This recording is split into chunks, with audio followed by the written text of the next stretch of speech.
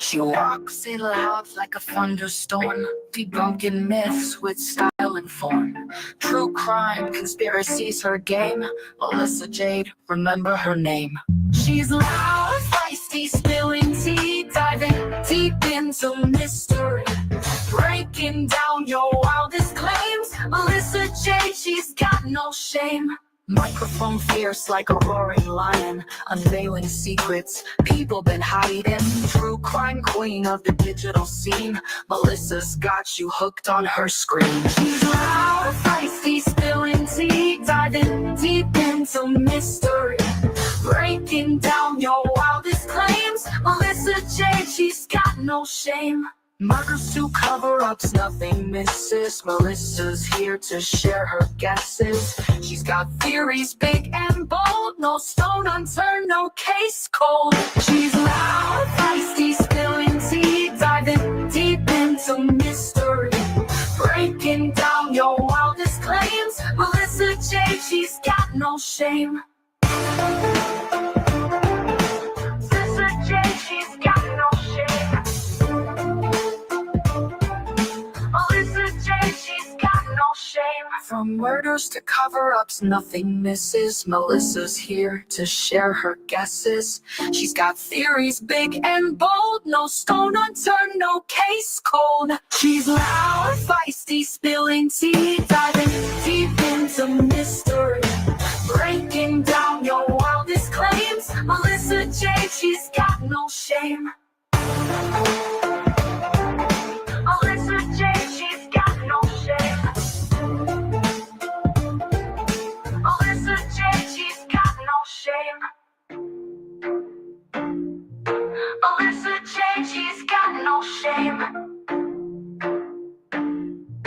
Melissa Jade, she's got no shame.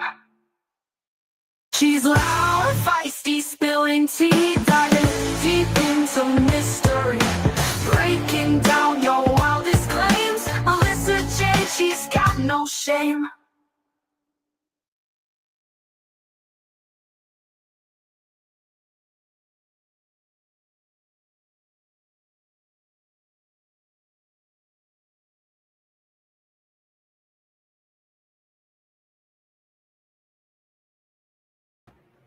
Hello, everybody.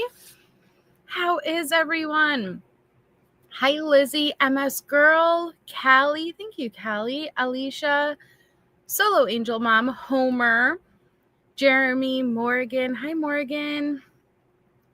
Homer, Gidget. Yes, Gidget. Totally understand. Hi, Fragile Like a Bomb, Katrina, Petunia, Curious Christine, Some Golf Girl, Michelle, Fall Shiggles, Medusa, Name Changed, Real Fall King, Attorney, Allie, Kimmy Shore, Melissa, Paul, Linda, Kimberly, everybody. Hi, Mama Mimi.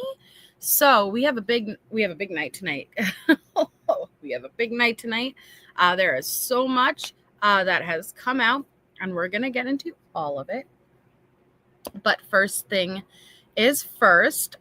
Shay will be up in a few minutes, but while we wait for her, we're gonna do our missing child segment, and this is our first Find a Child Friday segment for the month of March, which Find a Child Friday segment, which is sponsored by Club 93, wants to remind you that recent studies have shown that daily stretching can positively affect your posture, alleviate body pain, increase your blood flow, and even improve your sleep. So Club 93 urges you to get up, stretch every day, including your lobes, and spend time on improving your flexibility and range of motion. Feel better so you can play better. Let's go. And so we're going to gift out a Patreon membership on behalf of Club 93, which thank you very much, Club 93. And our missing child for tonight's segment is Emmanuel Edgley. Emmanuel has been missing since June 6, 2023 from Fulshear, Texas. He is 11 years old. He was allegedly abducted by his father, Christian Edgley, on June 6, 2023, and a felony warrant for custodial interference was issued for Christian on June 28th, 2023. So here is Christian, our suspect, who is 40 years old. So if you or anyone you know has information on his whereabouts, please contact the Fort Bend County Sheriff's Office at 1-281-341-4665. Thank you so much, Solo Angel, for being a member for 8 months. Oh, we almost made a baby, MJ. We did. We did. Look at that. And Gidget, thank you so much. That's very kind. Welcome. Please make sure you thank Gidget. If you've got a membership, welcome all of our new members. Okay. And so before we even start, put Club 93 in the chat if you are not already a Patreon member and you haven't received a gifted Patreon membership, because they'd like to gift one out. So put Club 93 if you aren't already a Patreon member, haven't been gifted previously at this point. Hi, Jamie. Oh, thank you, David. Welcome. Okay. All right, Homer, congratulations. I know that you've been here for a long time. Club 93 is gifting you a month's Patreon membership. So email me and I will send you the link. And congratulations, Homer. And if you haven't received a gift for Patreon yet, don't worry. We gift them all the time. We have a very generous community. And so you're bound to get one eventually. So don't worry, just hang in there. But congratulations, Homer. Shoot me an email and I will send you a link. Thank you so much, Club 93, for gifting that. Okay. So, oh God. Hi, Lady FNT. Before we even get started, because as I'm sure a lot of you guys know, the 911 call was released regarding the Idaho 4. Here's my email, Homer.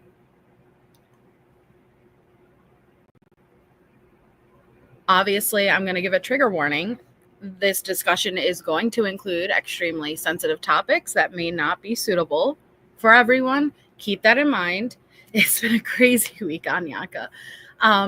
We're going to be listening to that 911 dispatch audio. So just kind of keep that in mind if that's not something. Oh, did I not send? Hold on. I don't think I sent Shay the link. So no shit, she can't come up. Hold on. Dude, I don't know how I didn't even think of that. She's probably sitting down in chat like, it's great you're doing it without me. Sorry. Okay, there we go. But it's going to include very sensitive material. We're going to end up going through that audio. And so I just, if it's too heavy for you, just have that forewarning. It's totally fine. Step out, put your own mental health first. And also, I'm going to ask, please keep it classy, not trashy. All opinions are welcome, but please just do our best to communicate them respectfully. If you have an issue or you have an opinion or thoughts, they're all welcome, but let's try to express that without being straight accusatory, nasty, any of that. Like, I want to be able to hear everyone's thoughts. I just don't want any of the nasty, unintelligent comments that really don't get us anywhere, if that makes sense, versus just taking digs. So thank you, name changed. Thank you. Okay. Hi, Katrina. Hi, Cicely, Becky. Welcome, everyone. Put a 1 in the chat, and I hate doing that. You know what? No, put a 7 in the chat. Put a 7 in the chat if you heard the full 911 call. I know I had dropped it on my channel a couple hours ago, along with many other creators. So just so I can get an idea, put a 7 in the chat if you've heard it. Put a fall in the chat if you have not heard it yet.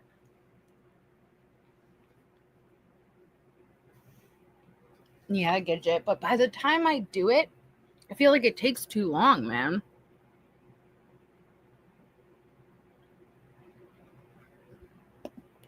Okay. Well, David, it's a fair question, right? Number one, we don't know what screams that there were or were not. We just know what Dylan testified, well, put in her statement, right? And we know what the name ring camera picked up. But it's not always going to be blood-curdling screams. This isn't some Hollywood movie, right? You have to take into account the weapon that was used. This isn't even stabs. These are gouges. That's the Kathy my butt. Those are her words, right? And thank you so much, Julie A. Welcome. Hi, Shay. Hey, how are you? I'm good. And so I think Bundy walked in, right, and did the same thing with the sorority house. It's not about is it possible? It absolutely is possible. It absolutely is possible. But we have to get out of our minds what we have seen or expect to see play out from Hollywood versus what the reality of the situation was. So was it possible? Absolutely. Is it possible? Do I blame people for having questions? Not at all. I don't blame people for having questions, but I don't like some people just think it's not possible. It absolutely is possible. And we're going to get into all of that. Hi, Rebellious Rose. Okay. Did you need the Kathy Mavitt clip at all? Because I know people say that there's not blood there. No, well, I don't think that's what the issue is. I think the issue is that people are saying that no blood was mentioned on the 911 call. And I know that there's a lot of documents to go over, but I feel like we're going to have to just go straight into this 911 call because everyone's pretty much stunned with it. And I don't blame you guys. I am too. But the only thing I could do really is listen to this with you guys, walk through it, and tell you what my opinions are, because that's all that we can really do at this point. But as far as we know right now, it is legit. We finally, Shay sent over, and here, I'll pull it up. Do I need to save that? Okay, FOIA, Idaho 4. Okay. So thank you, Peach911, for the gifted membership. Welcome, welcome. I am on my computer tonight, so if my audio sounds off, let me know. I'm trying something different. Okay. You sound good so far. Okay. All right. So this is actually where I heard it originally from the smaller network that posted, which was very interesting to me. Like right at the same time DTS and Gray were dropping it, they had posted this 20 minutes before them. And I was like, all right, I was already believing that this was most likely the 911 call. I just had a serious issue with how did it get out? Because as far as we understand, there is the gag order, right? The non-dissemination, and it wasn't supposed to be released. But they had posted this. Let me pull up my manual. So it says, Dear requester, I am providing this communication on behalf of Whitcomb 911. You have made a public records request pursuant to the Washington Public Act, the PRA, to Whitcomb 911 for a recording of the 911 call involving an incident on or around November 13, 2022 that occurred at 1122 King Road, Moscow, Idaho, the 911 call recording. By way of background, on January 3rd, 2023, prosecution and defense attorneys in the case State of Idaho versus Bryan Kohberger filed a stipulation for non-dissemination order. That same day, the Leda County District Court issued a non-dissemination order.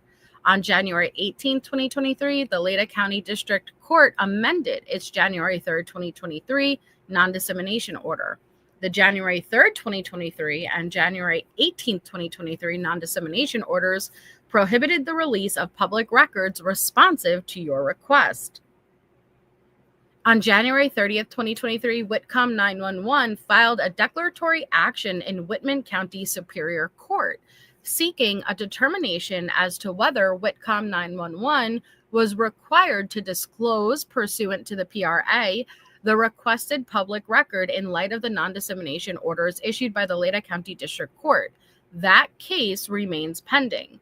On June 23rd, 2023, the Leda County District Court issued its revised amended non-dissemination order, which clarified the court's position and continued to prohibit the release of the public records responsive to your request.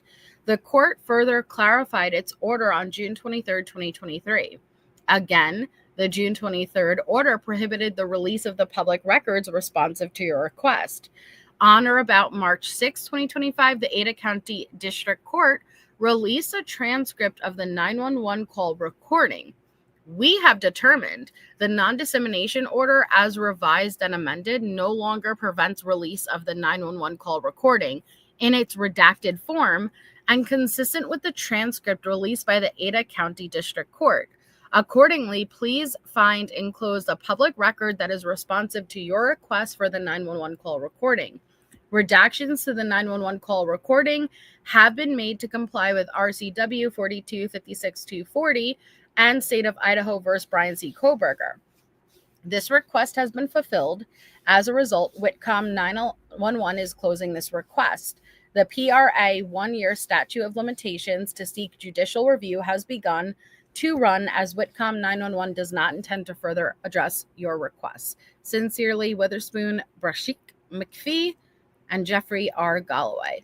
So, Shay, and I didn't even get a chance to talk to you about this yet. That is very specific and inclusive for a request, a public record request. Mm-hmm. Does that not stand out to you? Yeah, it is very specific. I've never seen those types of responses versus here's what you've requested. We're closing it at this point. I'm closing it out because we fulfilled your request. That's it. It's closed. They went into such great detail on the orders, what they were allowed to do, what they weren't allowed to do, openly acknowledging that this is still pending. That case is still pending. But then it's for them to say, Ada County released a transcript of the 911 call. We have determined the non-dissemination order, as revised and amended, no longer prevents the release of the 911 call. Who are they to determine that? I mean, I'm just assuming that the lawyers on behalf of Whitcomb reviewed their amended orders that they took up separately. Because remember how I told you I was going through that media coalition non-dissemination order? Yep. And this was listed in there that several media outlets had requested the Whitcomb 911, and I just didn't go down this full rabbit hole. So this is just really interesting because they had their side complaint raised. So, I mean, obviously, if they're working with a liability company, they're determining they're low risk to release it based on whatever's outlined in that order.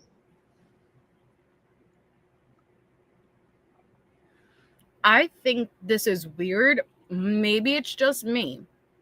But the wording of that, it seems they want to release it, and they just explained how they were able to get around and releasing it through like a loophole. That's what lawyers do. But why? Because I would just expect them to be, no, we're not releasing anything until we have to. Like, why would that be an issue? Rather be safe than sorry, right? Well, it's so bizarre to me.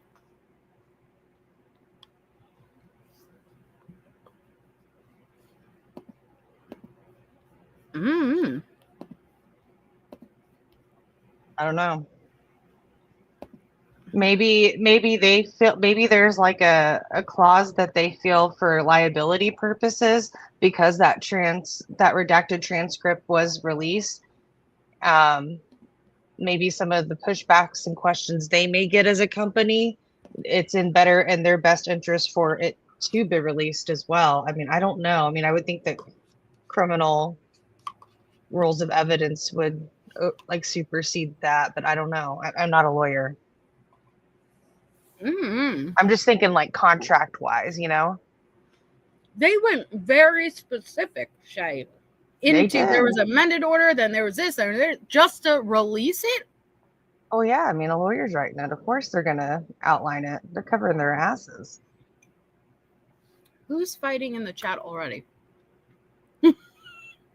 Who's fighting in the chat? Listen, if you have an issue with someone, block them. We're all adults. I'm not going to make my mod's job hard, even though I know this is going to be controversial. Act like adults. If you don't like someone or you can't get along with them, block them. Simple as that. But let's try to keep it classy, not trashy. I was taking my last bite of my yogurt Medusa, and I apologize, but I had started it before the live started, and I just wanted to finish it, but I'm good now. Yeah. Hi, Tiffany. So this says, get out. 911 call from University of Idaho murders reveals chaos and confusion.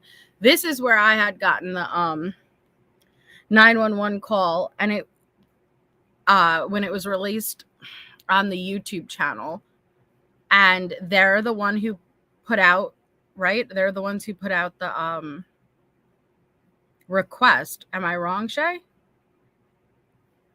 No, you're correct. That channel 4 that you pulled it from, 4 News, is KXLY. That's their call letters. Which would imply that they got it themselves, and they did release it before the first people we saw pop up with it. Well, and this makes me wonder if similar letters like this were sent to others that may have requested it. Maybe. Yeah, just based on like Bryan's post. So I mean, he said he put in like several requests for it. So I don't know if he's admitting that he got it, or if everybody's just using 4 News's clip, News Daddy said there is the full 911 call from the Bryan Kohberger case the day the University of Idaho students found one of their friends unconscious. And again, we'll listen to that in a minute, guys. I just want to have the context for us. So he says, I know that there have been questions online about the authenticity of calls released. I can verify I received this from the 911 dispatch center. And he says the call was not leaked. It was released because of a public records request many in the media filed, including me. Mm-hmm. The only thing I could think about is at the end of that motion that you had sent me, right at that bottom where it mentioned Whitcomb, it gave people the idea, and they started, I don't know, posting it. Yeah. But, well, not posting it, requesting directly through Whitcomb, maybe. I don't know. Yeah, and I got the Goncalves family's response. They've already posted too as well. Oh, did they? Okay. So, yeah, if you could send it to me. Okay. So I'm gonna read this article, and then we're gonna take a listen to the 911 call, and then we're gonna take a look at the Goncalves' response. Okay. But just to give you like a play-by-play of how this kind of unfolded, first place we heard this mentioned was pretty much both Drunk Turkey Show and Gray Hughes simultaneously came out and said that they had heard the 911 call. Now, DT Show said that he had it from a FOIA. Gray said he had heard it. So they're relaying and filling in. This is not a full transcript of what really you hear on the 911 call. Then last night, Gray Hughes releases 30 seconds, the first 30 seconds of the call. Then he goes on Ashley Banfield last night, and they play those 30 seconds. Then today, this channel drops it, and then Gray and Drunk Turkey Show shortly after drop, I'm guessing, their versions of it. So it's still unclear who originally got it, who was the first, how did it get to DT and Gray Hughes? I'm not sure, but that's how it kind of played out. And I kind of took it as if we're going with that and we're expecting the mainstream media to produce the clip first, that they were waiting on some kind of legal statement, and perhaps what we just went over from Whitcomb's liability lawyers. I think that covers it. That is what I kind of expected they were waiting on. Okay. And if Gray said he got it from a FOIA too, then I apologize. I didn't hear that. Now, granted, I didn't watch all of the coverage. I watched the pre-record, then Ashley Banfield. But if I missed that, then I apologize. But I'm not trying to jump ahead. I'm a bit fishy on that. I think this is legit. Obviously, I think it's legit. I just don't know how certain creators got it first. That's a bit strange to me, but I'll reserve my judgments, okay? So it says, and again, this is where I had heard the 911 call first. Get out, 911 call from University of Idaho murders reveal chaos and confusion. So you can, despite public records requests from 4 News Now and other media outlets, the 911 call had not been previously released, citing privacy concerns and a possible impact on the case. However, a court filing last week contained a transcript of portions of the 911 call, deeming it unnecessary by legal standards to keep the call from the public. The call itself lasts just over 4 minutes and ends with a Moscow police officer arriving at the crime scene. So prosecutors believe Kaylee, Ethan, Xana, and Maddie were murdered in the home just after 4 a.m. 2 other young women who lived in the home were there at the time but were not harmed. Transcripts of text messages between the girls released last week shown one of them saw a man in mask moving through the home. From 4:22 until 4:24 a.m., they texted back and forth, with one of them saying, quote, "I'm not kidding, I'm so freaked out." They then called and texted the victims' phones with no answer. The surviving roommates expressed some concern, but did not call 911 at that time and did not seem to suspect the severity of the situation. The young woman went to bed. The next thing we know about what the surviving roommates comes at 11:39 a.m. when one of them texts her father, but that information had not been released. Finally, and this is where my issue is, at 11:55 a.m., one of the roommates called 911, and I'm going to pause there. And I had said this to Shay yesterday. Why does it say 11:55 when we know the 911 call was made at 11:58 a.m. according to the PCA? Everything is 11:58 a.m., 11:58 a.m., 11:58 a.m. Yet you'll hear at the beginning of this recording, it starts recording at 11:55 a.m. and it ends at 42 seconds. So some people did that round up. And then it ends at 11:59 a.m. and however many seconds. So that is the first thing that I think, is it possible they got that wrong? I guess, but I think that was one of the very black and white things that they would have had from day one, that I can't imagine making such an error on that. Yeah. That it just seems like such a stupid oversight. I can't, they didn't have much in black and white on the 13th. They had the time that the 911 call was made, though. So on the 911 call, the callers do not reveal their names to the dispatcher, and the dispatcher does not ask for them. The call begins with a young woman crying as she tells the dispatcher, quote, "Something happened in our house. We don't know what." After a brief exchange about the address of the emergency, a second young woman gets on the phone. She is much, much more matter of fact when she tells the dispatcher, quote, one of the roommates is passed out and she was drunk last night and she's not waking up. Oh, and I saw some man in their house last night, end quote. While the dispatcher continues to ask for information about the current emergency and the location, the young woman again tries to tell her about what she saw in the house the night before. Dispatcher: what is going on currently? Is someone passed out right now? Caller: I don't really know, but pretty much at 4 a.m. Dispatcher: I need to know right now if someone is passed out. Can you find that out? The young woman then says to someone who is not on the phone, come on, we gotta go. We gotta go check. We have to. At that point in the call, you can hear a male voice in the background calling out the name Xana. The young woman on the phone says, crying, is she passed out? What's wrong? She's not waking up. The dispatcher says at that point that help is on the way, and you can hear the caller crying and breathing frantically. You can then hear the male voice say to the young woman, get out, get out, get out. The young man then gets on the phone, and the dispatcher tells him they need to stop passing the phone around. Before handing the phone back to the young woman, he tells the dispatcher that Xana is not breathing. Within seconds of that exchange, a police officer arrives on the scene, and the dispatcher tells the caller she's hanging up and letting police take it from there. Why does the call matter? Recent filings show that the 911 call has already played a role in some of the court filings over the past 2 years. Portions of the transcript were made public through a recent motion filed by prosecutors. They want the court to admit the 911 call as evidence, countering a previous filing by the defense that called the contents hearsay. The defense made the assertion in a motion that asked the judge to dismiss the indictment against Bryan Kohberger.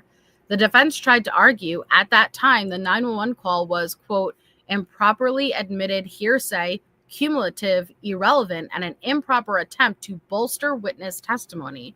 Judge John Judge in Moscow dismissed that motion. A judge in Ada County is now presiding over the case. The prosecution specifically highlights the assertion that the roommates saw someone in the home that morning. Quote, the statement regarding a person being in the home is in direct response to why Kernodle may be passed out, prosecutors wrote. Prosecutors made the motion on February 24th.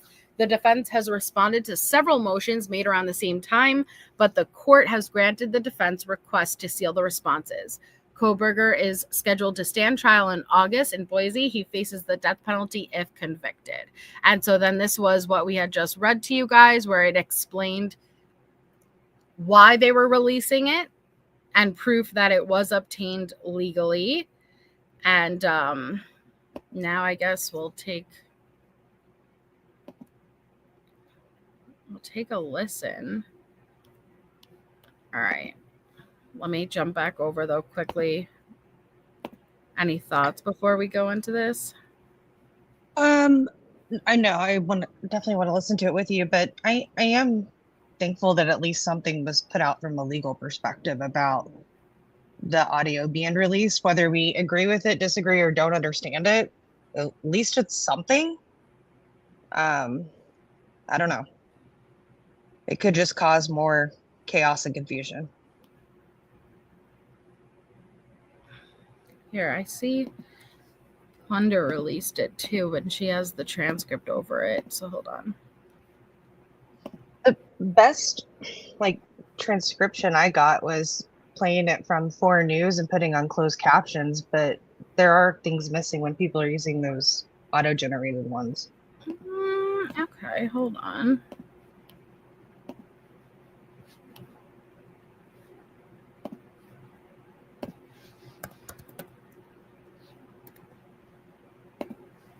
Okay.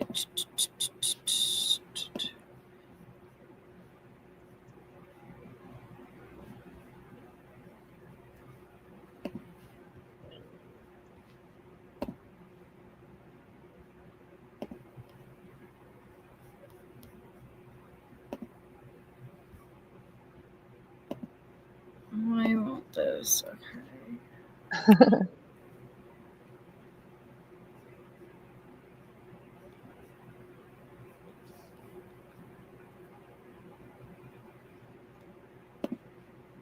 I'm sure everybody's probably listened to it, but for those that haven't, it is heartbreaking to hear.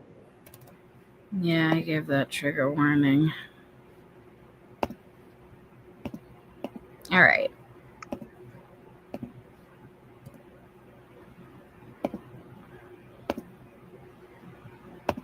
Exit out of this. All right. So this is going to be the 911 call. Like I said, the first thing that I noticed. Oh, you haven't Jonesin? Okay. So what I'm going to do is I'm going to let it play straight through for the first time. Okay. Because I don't want to like pause and chop it up. But I'm going to let it play straight through for the first time. And then we're going to go back and we're going to play it again while I stop and commentate on it. Just obviously, again, trigger warning. It's sensitive and it's could be disturbing for some. So just viewer discretion is advised. 11:55 a.m. 42 seconds, November 13, 2022. 1 second. Let me fix this closed caption and make it bigger before we even start so you guys can see it.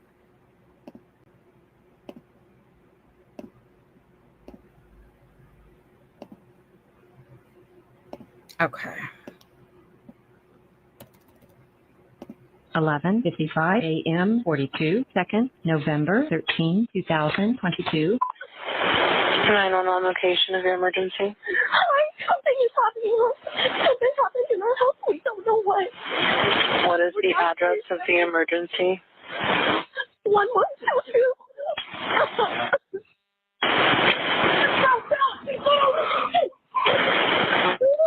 What is the rest of the address? Oh, Kings Road. Okay. And is that a house or an apartment? It's a house.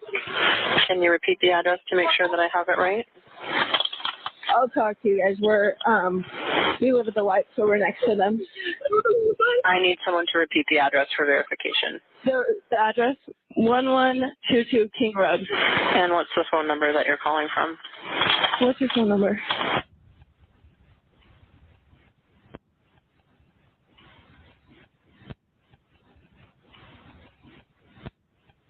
And tell me exactly what's going on. One of the roommates has passed out, and she was drunk last night and she's not waking up. Okay. Oh, and they saw some man in their house last night. Yeah. Hi, this is. And are you with the patient? Okay, I need someone to keep the phone, stop passing it around.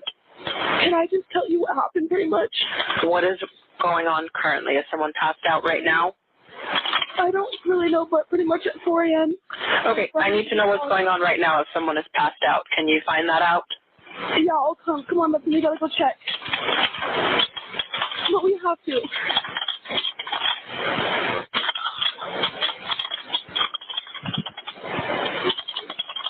Is he passed out?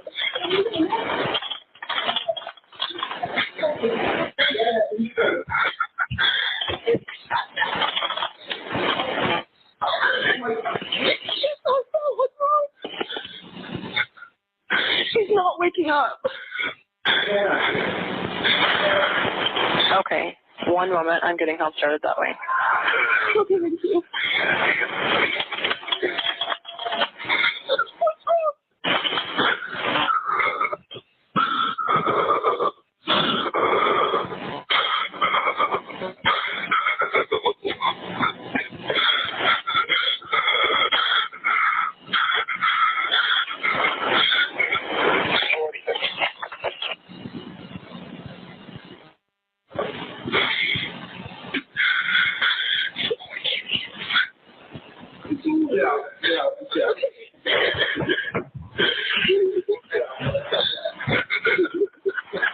Okay, and how old is she?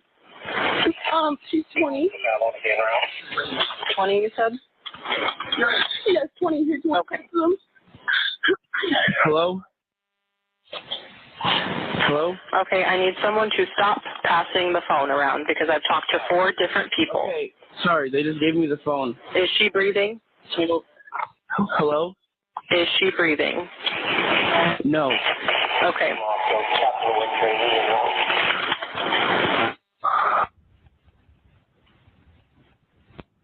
You should talk to them, okay? I can't talk to them. They need you to talk to them. Hello. Okay. I've already sent the ambulance and law enforcement. Stay on the line. If there is a defibrillator available, send someone to get it now and tell me when you have it. Say that again? There's a police here right now. Okay. If there is a defibrillator available, send someone to get it now and tell me when you have it. We don't have one. I think yes. Do you have a defibrillator? Yes, you have one. Are you talking to the officer? Yes. Okay, I'm going to let you go since he's there with you and can help you. Okay, thank you. Bye. Okay. 11:59 a.m. 49 seconds, November 13, 2022.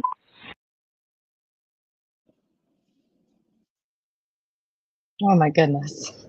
I know it was heavy, and again, Makes me cry. Mm-hmm. Yeah. All right. And I see people, I understand when we're listening to this, right? You want the dispatcher to be like, oh my God, stop being such a, like hard up on them. But at the same time, we have to separate our emotions, and we have to understand that the dispatchers are trained to obtain information, because if that call drops, they do not know if there is a threat. They do not know if someone needs medical intervention that the person calling can provide, their whereabouts, their location. So even though, yeah, she's particularly like, ugh, and I get that, but at the same time, that's what they're trained to do. They're trained to set aside all of the chaos and the emotion and obtain that information. And I get that, Joneson, and I get that. And, especially when we have context of what was going on, right? You want to be like, my goodness, and I've heard kinder dispatchers, but I also understand that's they are trained to get that information in a worst case scenario event. Because if that call drops, right, and now instead you didn't get their name, you didn't get their location, it makes it a million times harder. Or especially if someone is passed out unconscious and you're trying to render aid, you can't get them that aid and possibly save their life if you're having that emotional response. We've heard it before. Yeah, this is the 911 call. Yeah, it's the context that changes everything. I actually have a good friend of mine who is a 911 dispatcher, and we talked about their job a couple years ago. They just said they've been there for 10 years, in my local area, Melissa, and they said that it's a highly stressful job. Definitely have to take some breaks, but she said that you have to kind of wire yourself not to tap into your emotions, because you're there to try to save a life, and it's heartbreaking too. She was saying there's days she's come off shift just crying from the things she's heard. Right. Now I get that rainy day. Do I like the tone? No. But again, I think that at this point, I think, why the fuck are people even focusing on that? Respectfully, the point is that her job is there to get dispatchers out, not to comfort people. Honestly, I mean, do I wish you could comfort them? Yes, but that's neither here nor there. In what should be focused on is what is within the 911 call. Because think of it this way: if there was a possibility someone could be saved, would you still be feeling that way? Would you still be, oh, well, she basically, dismissed everything else, but she got the address, she got the name, you know what I mean? It's neither here nor there at this point. And honestly, out of everything that's in there, I'm not focused on the dispatcher. But I want to jump back now, and I want to break this down and discuss it, because the first thing that caught my eye or caught my ear was it's the wrong time. So I'll play that part. Listen to the audio. 11:55 a.m. 42 seconds, November 13, 2022. 11:55 a.m. November 13th, 2022. It's 11:58 as according to the PCA. How did they have that oversight? Was that an oversight? Was that an error? That's one of the very few things that would have been so concrete at that point. What time was the 911 call made? It's 11:55. Sorry, but the first thing that jumps out to me, Shay. Yeah. It's a big deal in the sense of it's not accurate. And I don't understand how they got like that wrong. I could see certain things like being overlooked, but there was so minimal facts on day one. But one of them was what time the 911 call was made.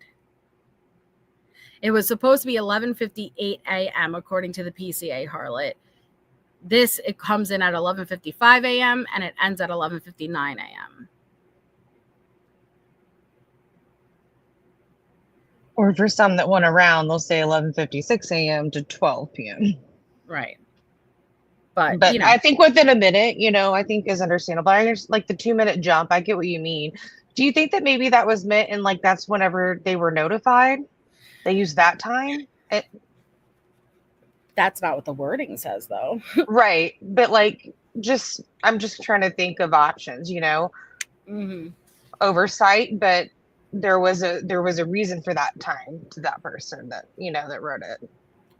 I don't know. That was, like I said, that was the first thing that stood out because I was like, that's not the time that we were given.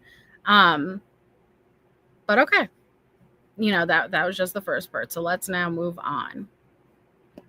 911 location of your emergency. Hi, something is happening. Something happened in our house. We don't know what. Okay. That appears to be Dylan. Right? And hold on, let me pull this up. So we have it ready to go. I'm now scouring all kinds of documents that reference this in the court docket because it's driving me nuts at the timing. Yeah, I mean, it could have just been an oversight, or there could be another reason of why it's noted at 11:58. Is that when dispatch went out at 11? I don't know. All I know is that I harped on this PCA for 2 years. You know what I mean? And so, of course, when I hear a different time, that's what I'm gonna think. Right. You hone in on it.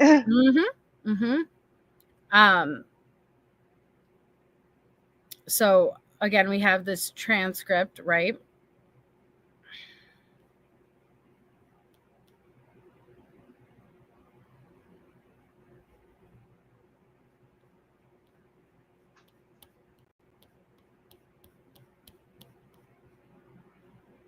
Okay. So right here, this is what we're reading, right? 911, what is the location of your emergency? This would be Dylan. Hi, something is happening. Something happened in our house. We don't know what we have. And then that's where I paused it. Okay. And that's why I was saying here, you know what? Let me just pull up from Plunders because I liked that she had it right on the screen.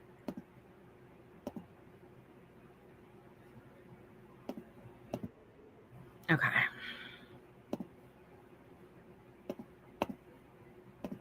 So you could compare it to what we have versus what we're hearing. 5 a.m. 42 seconds, November 13, 2022. 911 location of your emergency. Hi, something is happening. Something happened in our house. We don't know what. What is the address of the emergency? Okay. First things first, what my question is, what have they seen? What have they not seen? It seems to me like at this point, they did not make entry into Xana's room. But then I ask myself, why is she at such a emotional level already? I believe making entry into Xana's room happened on the course of this call. So what was seen or what caused this heightened level of emotion to call 911? What do you think, Shay?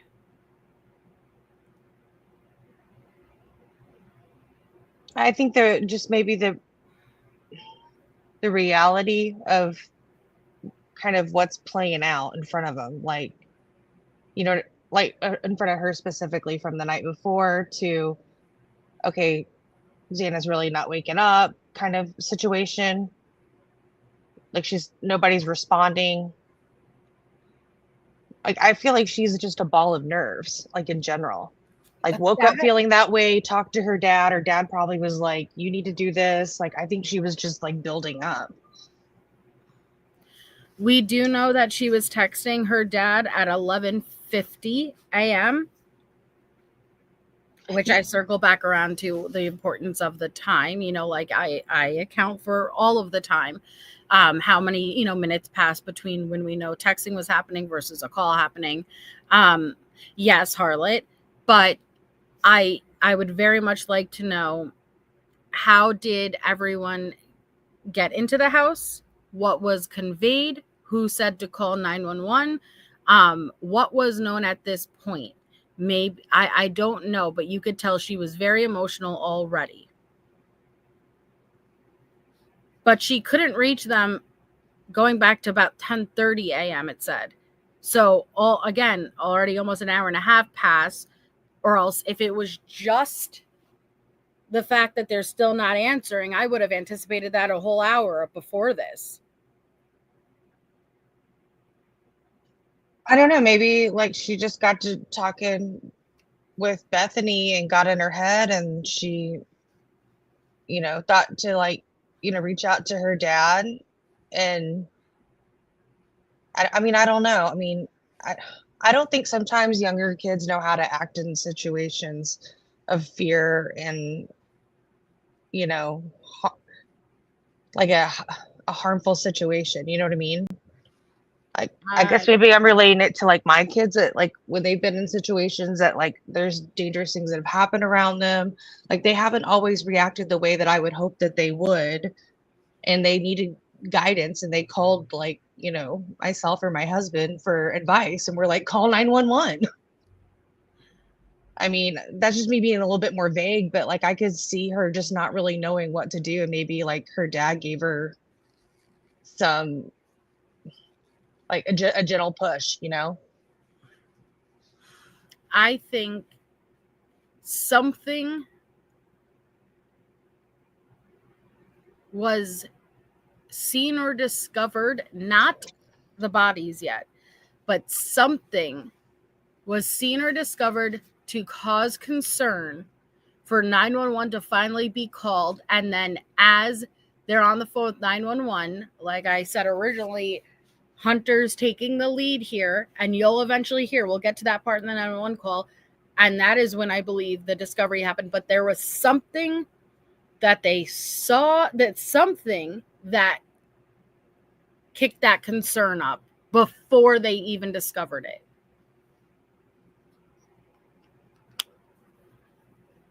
Maybe not answering the phones, alarms going off. Remember, we've heard some rumors about that.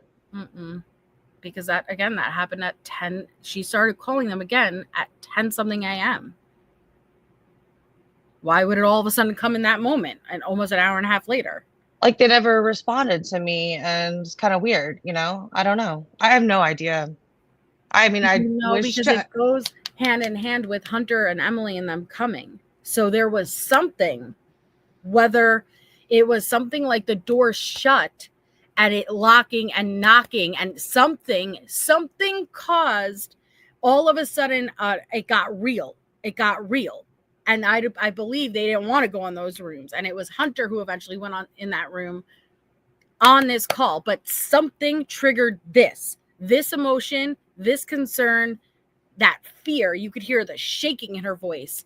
And if it was just they're not answering, I could understand freaked out. But this is almost an hour and a half later from when she started calling again when she woke up.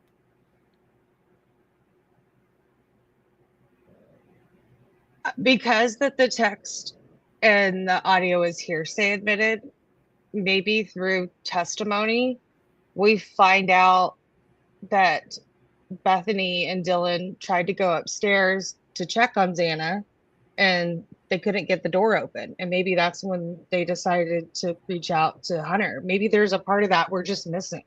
I don't think so. I think they never left the first floor. I don't know if they showed up to pick up Ethan. I don't know if they went to the front door and they summoned. I don't know. But I do not think that they ever went to that second level until Hunter and Emily came in through the front door, and they followed behind him at the top of the steps. They stood at the top of the steps, and it was Ethan who went in.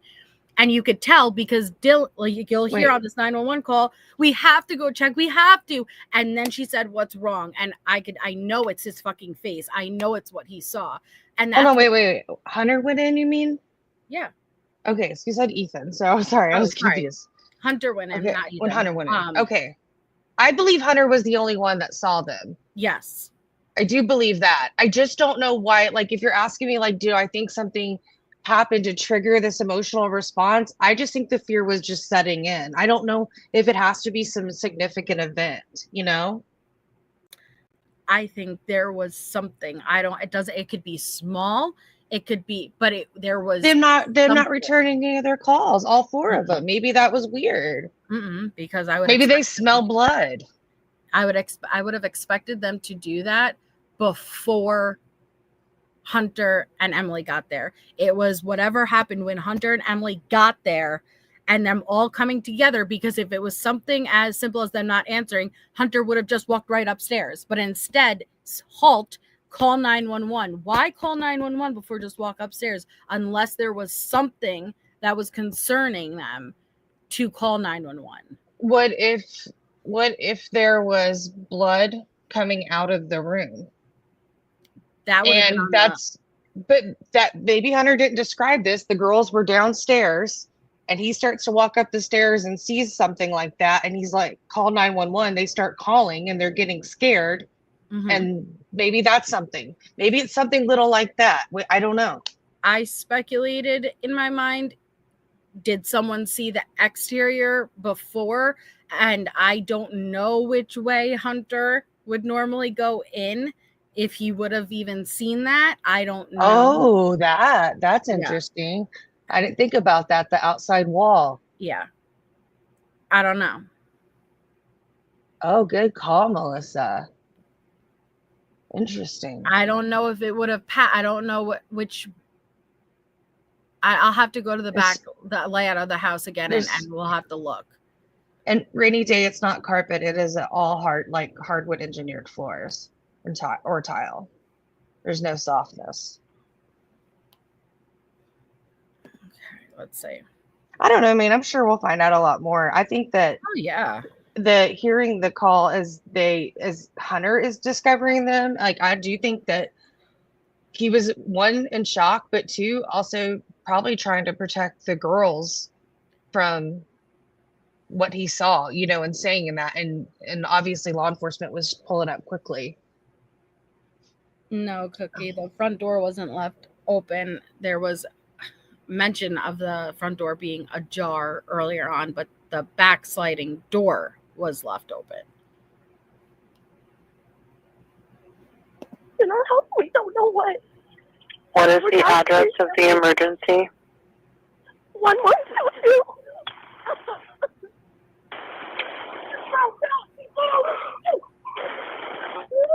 What is the rest of the address? Oh, Kings Road. Okay. And is that a house or an apartment? It's a house. Can you repeat the address to make sure that I have it right? I'll talk to you guys. So now this is Emily. This is Hunter's girlfriend. Again, they live right next door. So this is friends summoned.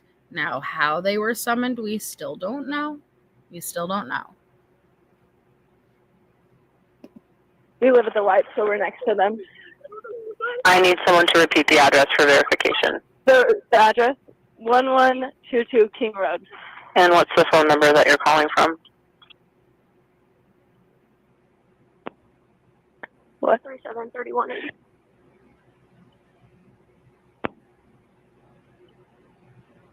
And tell me exactly what's going on. One of the roommates has passed out, and she was drunk last night, and she's not waking up. Okay, let's stop right there. The obvious question: what makes them focus on Xana? There is a direct focus on Xana, and there is already a belief she is passed out, which tells me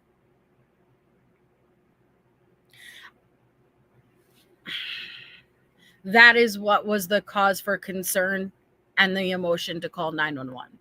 Now, what they saw, how they discovered her to be on the floor without seeing the full extent of what's going on, I haven't come to the conclusion yet. I haven't figured out yet. Whether Dylan and Bethany may have gone to Xana's door and it was originally closed and didn't open it, and there was some way that they figured out she was on the floor, whether looking underneath the door and seeing, like kind of laying, I don't know, but I think that is what was that cause of concern to call 911. They knew she was down and only her. So you're like, maybe the door was like open a little bit and they could see her down under the lip of the door, right? Oh. They're not answering. They're not, and you look underneath, and if her body is right there, you would be able to see, not clearly, but you could see that she's down, like some hair or something. Yeah, the shadow, the outfit, and that is why. Yeah, I don't know. She's down. She was drinking last night. I don't know. And that would make sense to me. Like something like that is why I would expect to see emotion, and why Xana, at this point, they are unanimously talking about Xana and being down and out. They had to have seen something without the full extent to know she specifically is down. And at this point, all three other victims are unknown.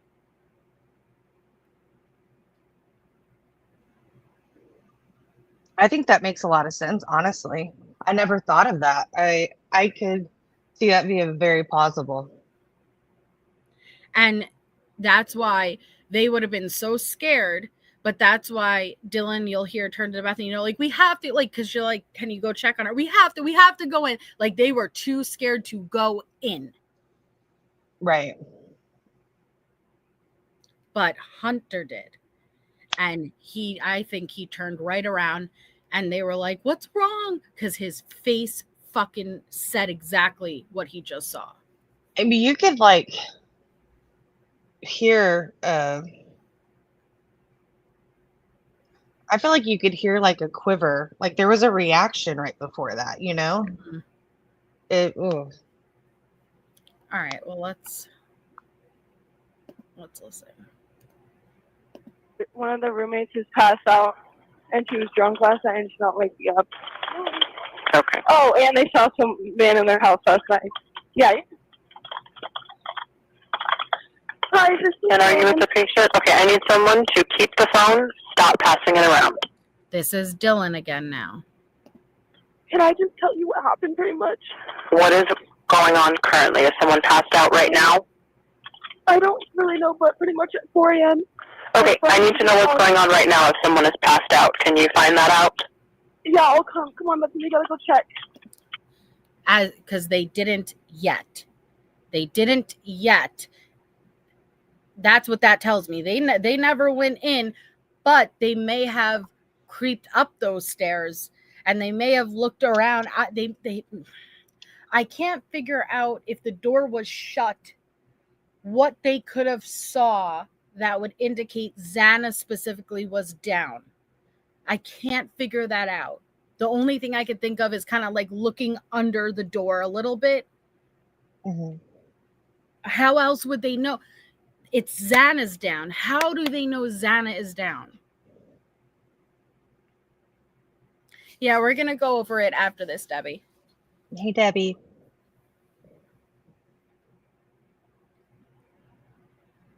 I sent you a screenshot out of, I think it was like Sleuthy's timeline. It's not updated, but it had that discrepancy in the times that we were looking at too of when the call was placed.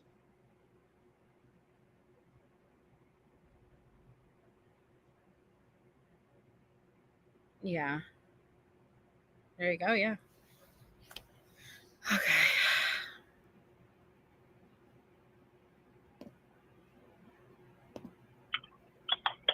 But we have maybe it wasn't shut all the way. Maybe it was slightly ajar and they could see feet, hair, something, and they were too scared to fucking go in and check. Maybe it wasn't fully shut. We know when investigators got there, the doors were open. I don't believe Maddie's door ever was shut, but maybe Xana's was slightly open, Shay, and they could see, we know where her body was laying. I'm not sure if her head would have been viewable or her feet, but I think that would, because I mean, it does make sense because it sounds like in the audio like there was a push of a door, you know, like something was in the way. Maybe I just heard that. I don't know.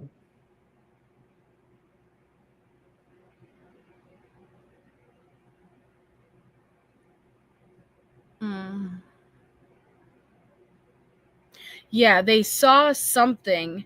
I think that is what caused the emotion. I think they may have crocked up those stairs, took a hook to the right to look, and they may have saw her door slightly ajar and maybe the dark hair, right? And that's all they knew. Xana was on the floor, out.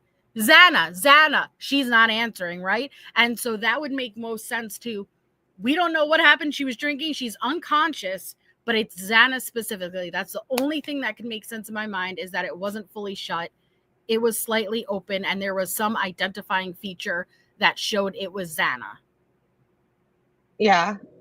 And I think that the reason why the concern initially was just for Xana was because that's where Dylan saw the man coming from and she heard her crying. That's why I think she did. I mean, obviously she checked on Kaylee and Maddie, but I think that her putting together what all happened before that, I don't think it was coming together that there was an issue upstairs as much as she knew she heard Xana crying and there was an issue on her same floor. Yeah. And that's the only reason why I think that they wouldn't even gone up to the third floor either. You know, I'm just kind of trying to think it through. They were scared shitless and they weren't going past the top of those stairs if Xana or Ethan weren't going to respond. They weren't going to go then to a whole nother level. I don't see that. Now I'm stuck on my theory. The door was slightly open. There was something that from down the hallway, I don't even think they got up close to that door yet. Okay, I don't know if they did it before Hunter showed up or what, but she probably looked from down the hallway, saw the door slightly open. The sun would have been now through the room, and maybe the hair. Maybe her dark hair to where she's down. I don't know. She's passed out. She's not answering me. And they're not going to go any farther until Hunter then goes up and now call 911. We're reporting unresponsive Xana. And he's the one who goes and discovers what he discovers.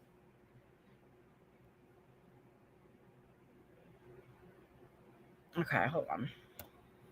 Now you're making me want to go back through the recent documents again. Yeah, I'll come. Come on, but we gotta go check. But we have to. Come on, we have to, which indicates they did not want to. They were freaked out. But we have to.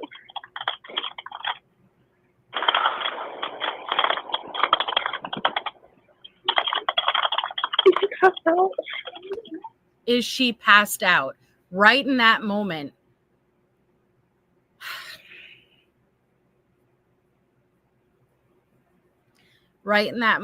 is when, I don't know if they push open the door, but one is standing in a view, the other is not, which tells me the door isn't fully open.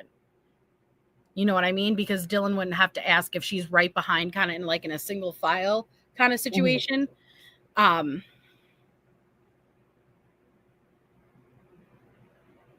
I don't.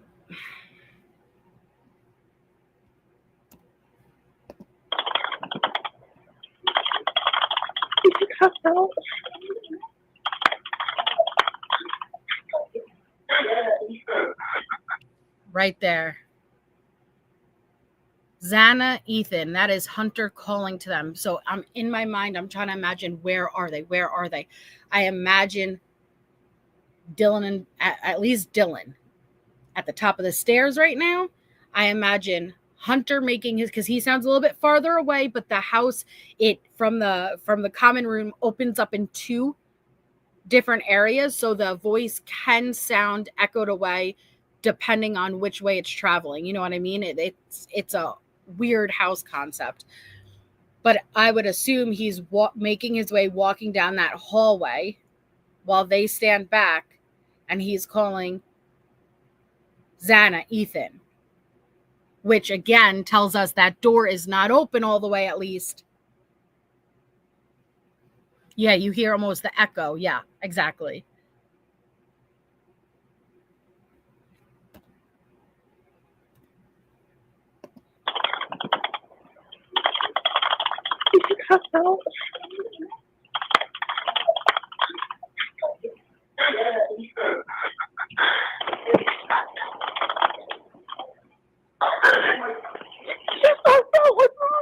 Oh, did you hear him?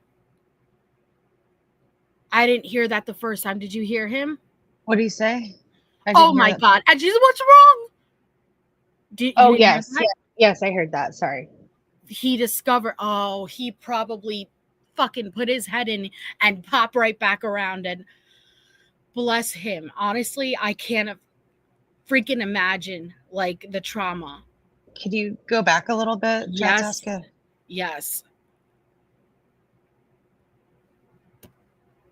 Oh, you're going to hear, you guys, it's try to eliminate her typing, but he's Xana, Ethan. Okay. And then you could kind of almost hear like I don't know. It's weird. But then, oh my, what's wrong? You know, like she interrupted, and I have a feeling he jumped and turned around. Like, you know, like he originally, I don't know if he popped his head in or what. Yeah. But he, oh my God, you know, like, and oh God. Yeah, that's that reaction I was talking about. There was something there. It was like scary. Yep.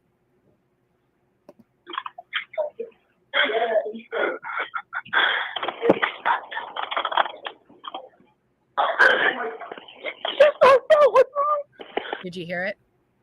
Mm-hmm. It's hard because I believe, and I'll show you the layout of the house again, guys. She would most likely be at the top of that damn staircase. At this point, his sound would be traveling through this hallway. Yeah, King Scarlet. And imagine that door slightly ajar, and he pushed open to even see half of what that room was. And he probably would have jumped around. Oh my God, what's wrong? You know, like, because she's watching his reaction, right? Since 4 a.m, she has had this in her head. And then to see him flip. Oh God. And oh my gosh, this is hard.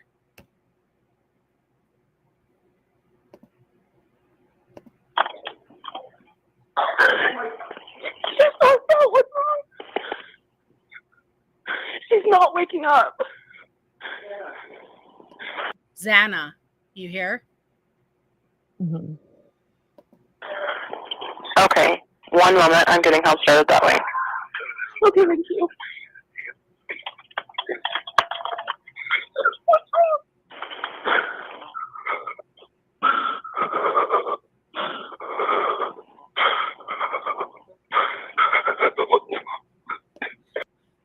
At first, I thought this was such a deep breathing. I thought it was Hunter. I'm wrong, because you're going to hear Hunter eventually say, let's go, let's go.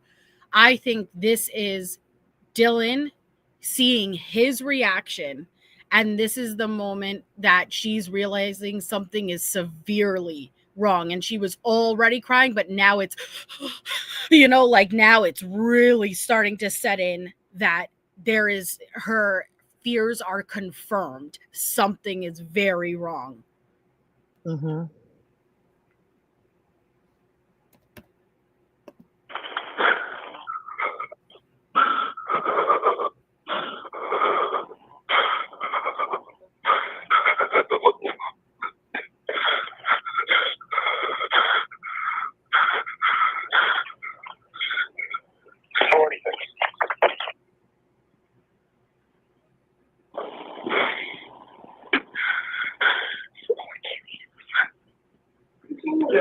What was that? Before he says get out, there's like whispering or under breath words being said.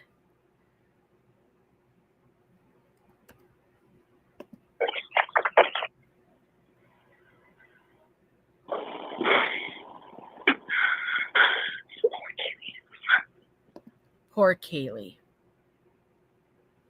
Why? Why would she say that, Shay?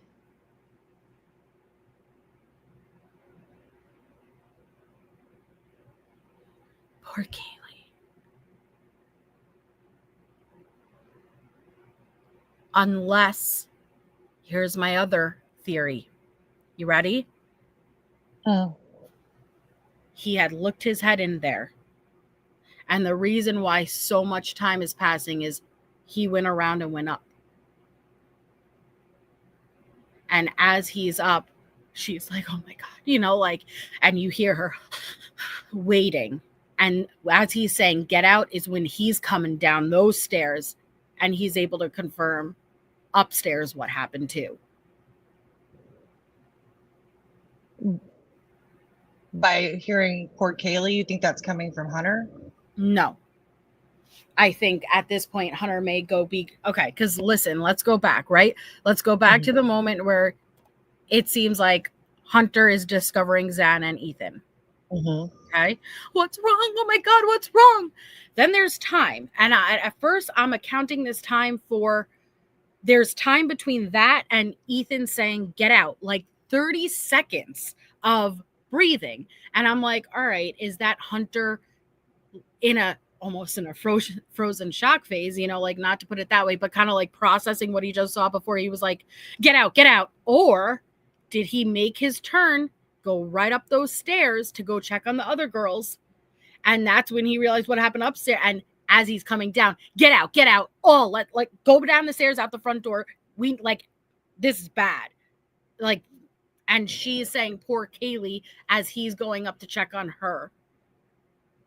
Because we have to remember, Dylan perceived it to be Kaylee who was playing with the dog and then running down and saying, there's someone here. She thought that was Kaylee.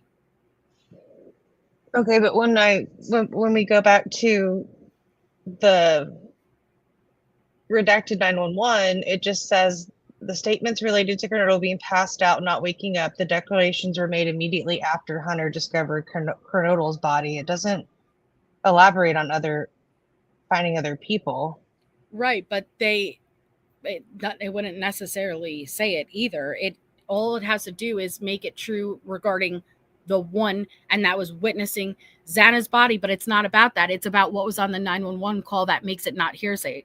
So they're calling regarding Xana's body, and making it not hearsay is them witnessing Xana's body. There wasn't necessarily mention of Kaylee, so they won't need to include that to make it not hearsay. Does that make sense? If mention of Kaylee on the was on the 911 call, then I would anticipate, but there's not.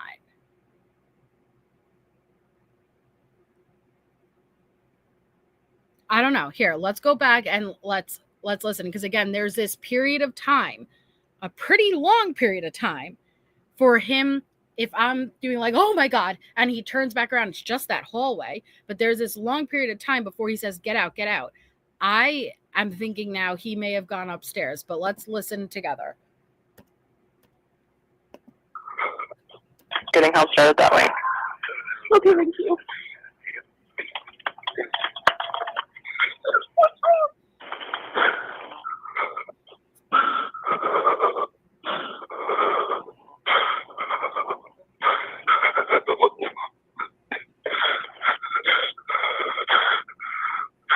I think she's watching him go up right now. You know what I mean? Watching him just turn the corner and go up the stairs. And she would have been standing right at the top of the stairs, so she could see both directions.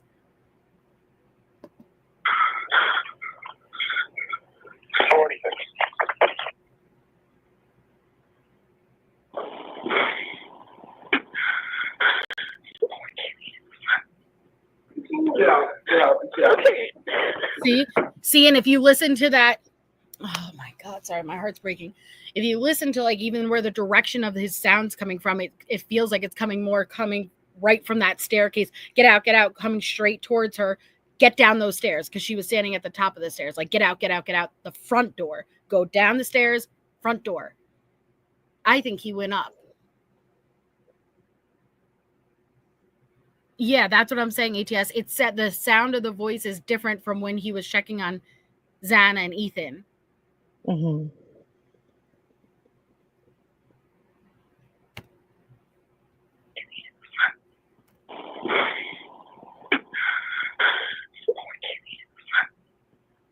Yeah. Okay.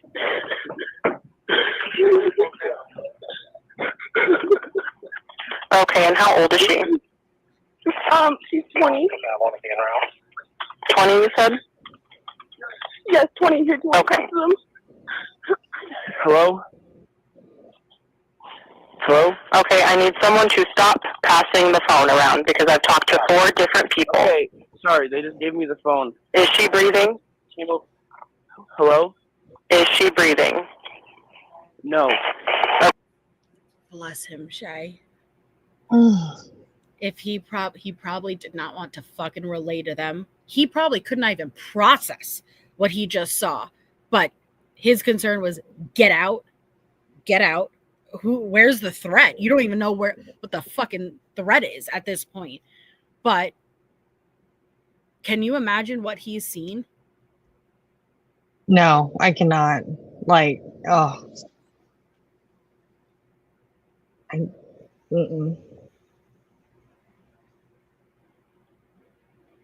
It hurts my heart every time I hear it. He protected them by not even, wow. Yeah, exactly, Jen. He protected them from seeing it. But if he looked in and saw Xana and Ethan and he still went upstairs to check on Kaylee and Maddie,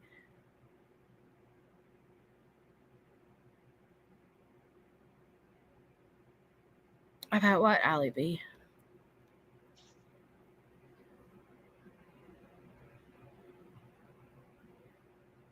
I know, Julie.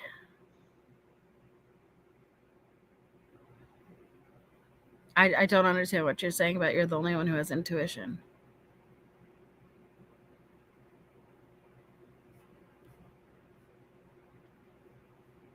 Yeah, I know she's pretty cold, but like I'm trying to give the benefit of the doubt here that it is being passed around to multiple people.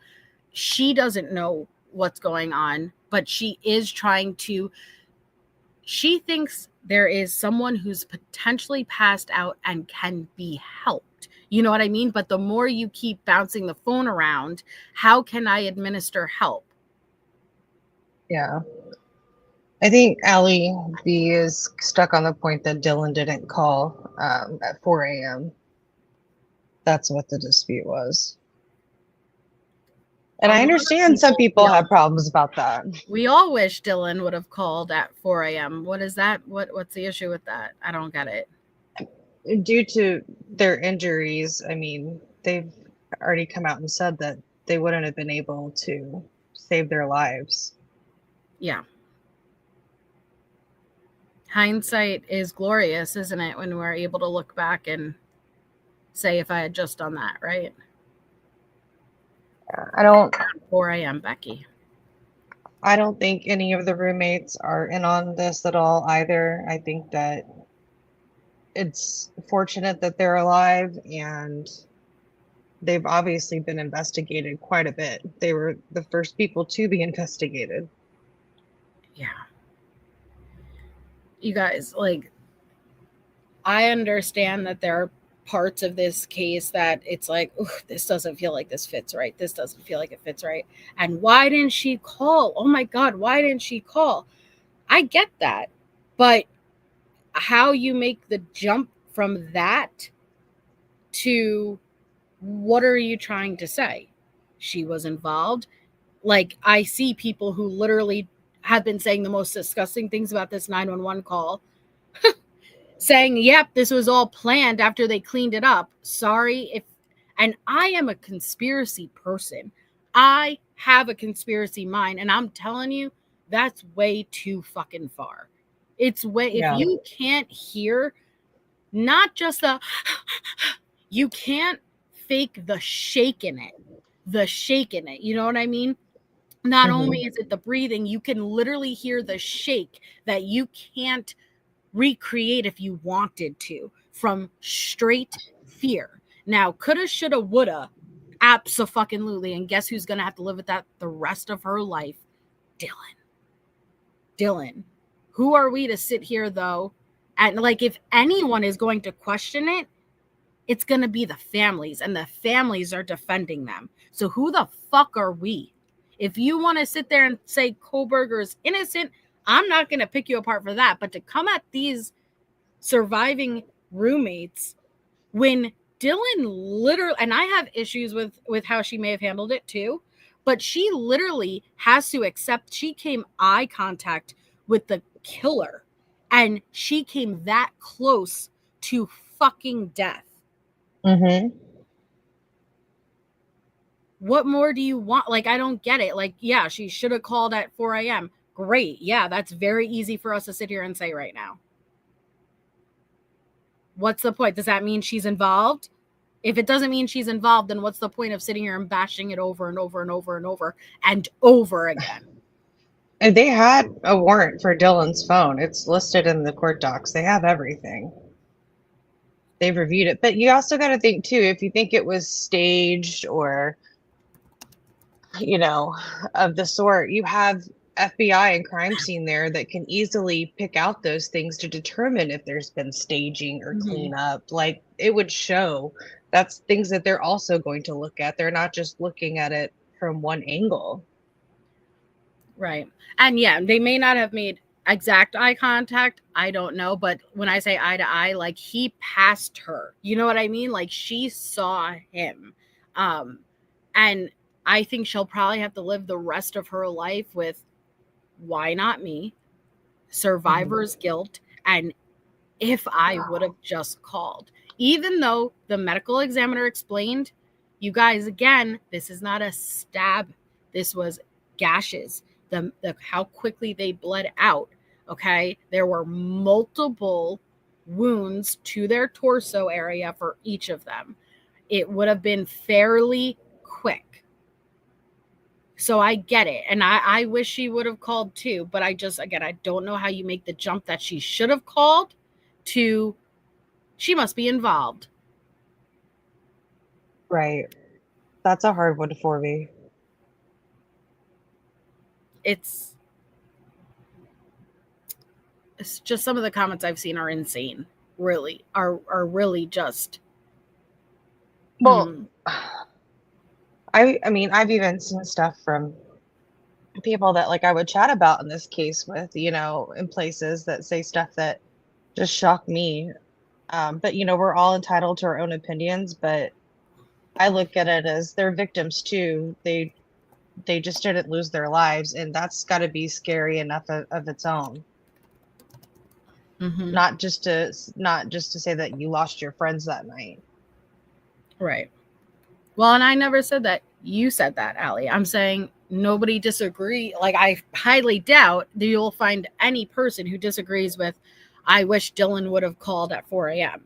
So what is the issue that you're leaving the chat now, which you could do what you want, but I'm just saying, like, where is the disagreement? Is the disagreement that she should have called at 4 a.m., therefore she's involved? Like, where I'm not understanding from stating she should have called at 4 a.m. to now getting into a disagreement with the chat and leaving. Where's the issue? Yeah, they were drunk. Thank you, Care Bearer, for 24 months, 2 years. Been a while. Good evening, MJ and chat. Good evening, Care Bearer. And listen, I've said from the beginning, you know, like, I could understand time passing and freezing. I totally get that. But I don't know what Dylan's personality is like. I don't know.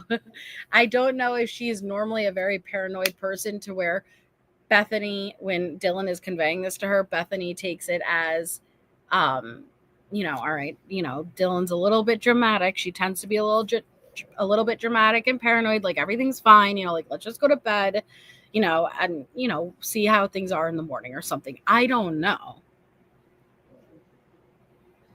I'm gonna post an article. I don't know if you want to see it, but remember there was one author that was local that wrote a book. It was J. Reuben Appelman, I think. He actually says that he spoke with Dylan's father and kind of gave an update of how she's handling things, and the Daily Mail interviewed him and covered a small bit of it. I mean, I think that she, by hearsay from what we hear, definitely has dealt with her demons on it. Yeah. Okay. Let me...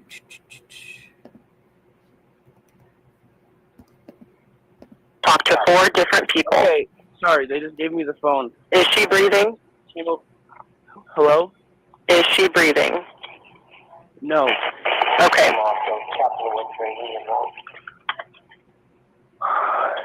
Bethany, Dylan, I need you to keep talking to them, okay? I can't talk to them. I need you to talk to them. Hello? Okay. I have already sent the ambulance and law enforcement. And I think he may have said that not necessarily because she said stop passing the phone around. I think he literally could not talk in that moment after seeing what he saw. Agree. I was thinking the same thing. It was like a double kind of thing. He's like, I literally can't, you need to talk to them. I can't talk to them. And I believe that, holy crap. His brain probably is not comprehending what he even just witnessed. Keep talking to them, okay? I can't talk to them. I need you to talk to them. Hello? Okay. I have already sent the ambulance and law enforcement. Stay on the line. If there is a defibrillator available, send someone to get it now and tell me when you have it. Say that again? There's a police here right now. Okay.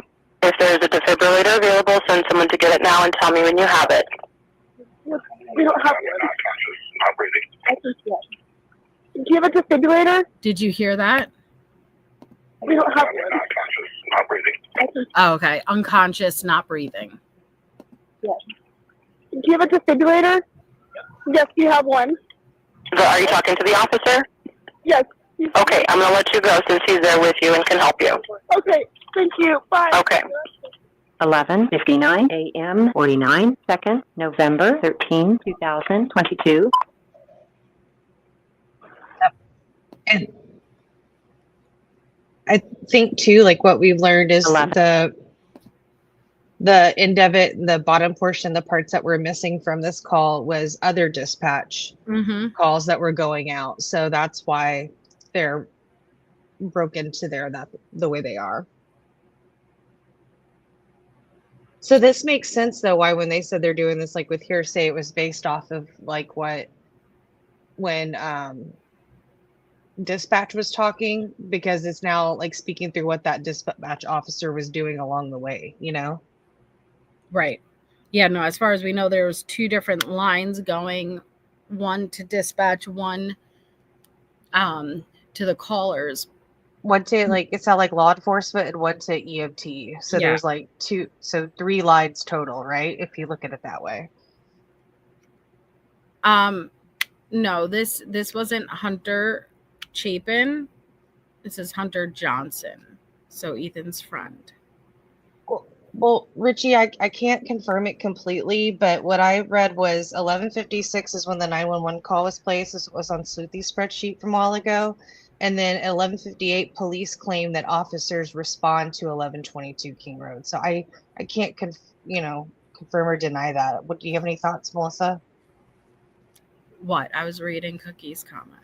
Just in addition to that discrepancy that we were talking about, the 11:56, the 911 call was placed. 11:58, police claiming that that's when officers are responding to King Road. And it's not cited, so I don't know why. when I'm actually looking at the spreadsheet, like Sleuthy includes the source and there's no sources on those. 11:58 would make sense for when they arrived, because 11:59 she's already talking and asking, do you have a defibrillator to them? And it ends at 11:59. But I don't listen. If I know Anne by now, the wording's the wording. Yeah, but like something specific as a 911 call was placed at 11:58. You know, that's why. Do I think it's that big of a deal? No, I mean, but I'm curious. How did that? You know, like where's that miscommunication there? You know, like But I'm also not seeing that cited in the affidavit either. What? The 11:58 a.m. In the PCA? What? No. I went through it like several times. I was like, am I just seeing things? Like I pulled it from the Idaho court website, the affidavit.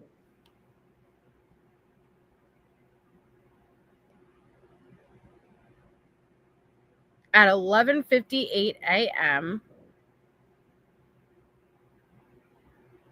Hold on, now I'm gonna have to get this pulled up. It was driving me nuts because I was like, why? Because you know, Sleuthy sources everything on her timeline. Like it says pain, PCA page this, page that, like next to every like time. And then there's no times for those two, 11:56 and no sources for those two times.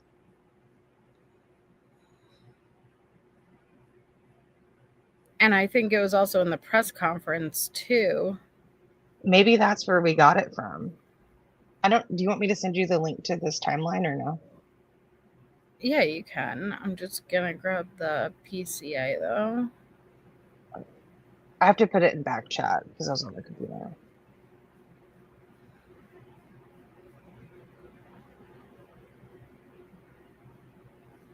But maybe that's what we were going off of. I could go find the press conference. No. Transcript. No, because I know I've read it in black and white. That's what's gonna bother me. Now that's alibi demand. Supplemental.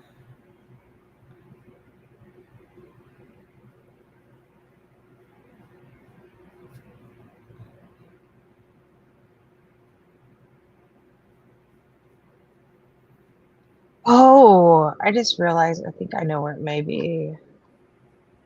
Was it in those Moscow updates that they were giving?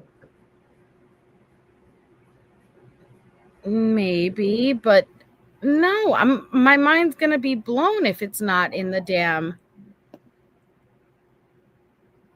Okay.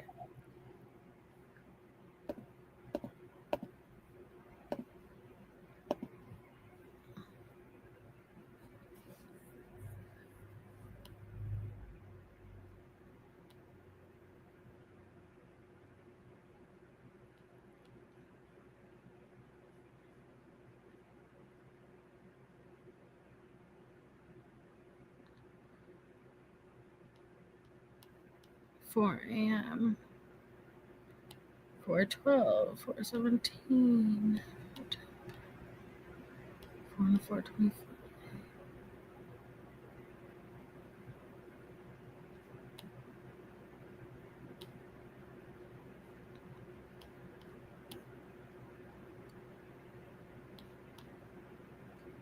Where the hell?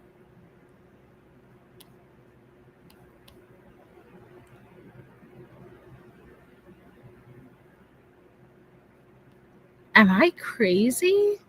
Where is it? I didn't find it in there.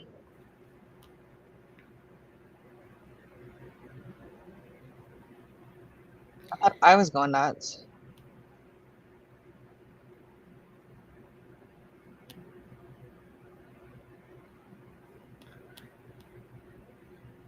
I know it was said in the press conference when he said a 911 call was placed at 11:58 a.m. by one of the surviving roommates' phones. The same time we heard about friends summoned because it blew up. Right. Oh, wow. Huh. Interesting. I don't know. I'm going to have to look for that more.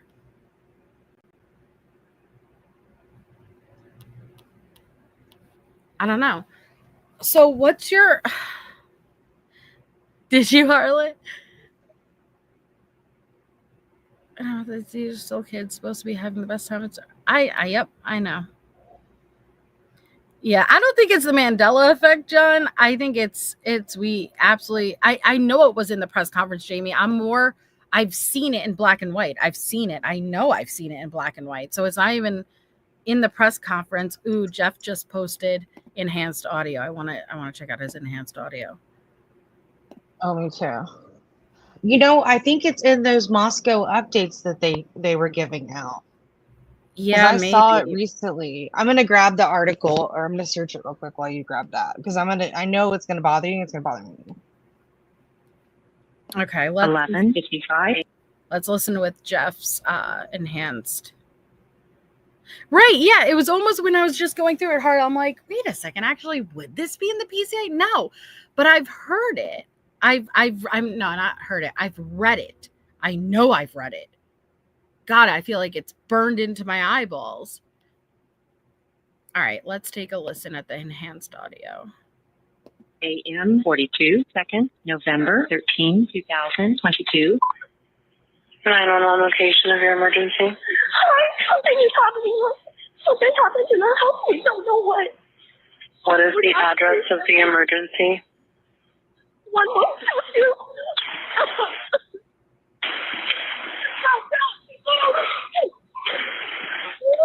What is the rest of the address? Oh, Kings Road. Okay. And is that a house or an apartment? It's a house. Can you repeat the address to make sure that I have it right? Yeah, hold on. How did I just get a notification for you dropping this, pull it up, and then bam, there you are? What is the likelihood of that? Thank you for uploading this, Jeff. I literally just got notified a second ago. That's so funny. It's why El Jefe's a ninja, man. That's why I'm like, shit, Jeff uploaded. We got to listen to this. Alyssa, it was on the Moscow updates from I have a few of them saved down, and that's where the 1158 came from the police department. ATS just said the presser says 1158. Thank you. I know I've seen it though. You know what I mean? And so you're saying it was in the Moscow updates? Yeah. I can send you what it looks like real quick. Oh, hell yeah, Jeff. Okay, so I love enhanced versions.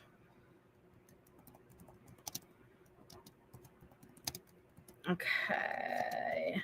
And thank you, ATS.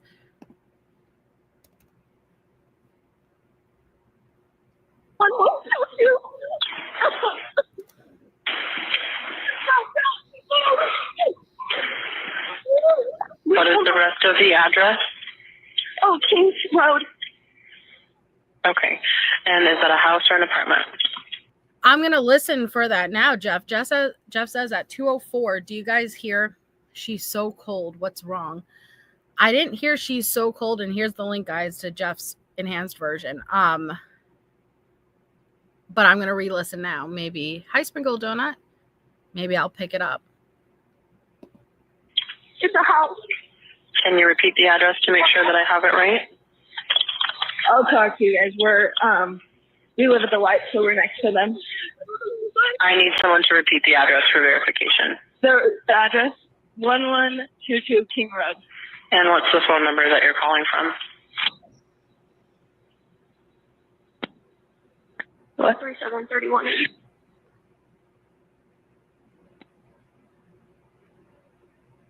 And tell me exactly what's going on. One of the roommates has passed out, and she was drunk last night and she's not waking up. Okay. Oh, and they saw some man in their house last night. Yeah. Hi, and are you with the patient? Okay, I need someone to keep the phone, stop passing it around. Can I just tell you what happened pretty much? And again, listening to this again, she's getting frustrated because as she's being relayed There's someone passed out. She wants to give instructions. And I know she sounds bitchy, but she wants to give instructions to one person to possibly revive, like render aid to the patient. You know what I mean? So I understand her frustration that it's being bounced around. She doesn't understand the severity of it, but she is trying to render aid to the patient. What is going on currently? Is someone passed out right now? I don't really know, but pretty much at 4 a.m. Okay, I need to know what's going on right now if someone is passed out. Can you find that out? Yeah, I'll come. Come on, but we gotta go check. But we have to.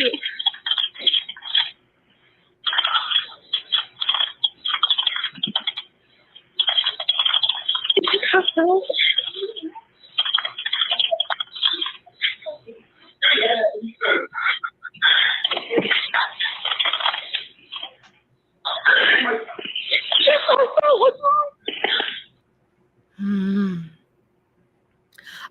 I don't hear that as she's so cold. What's wrong?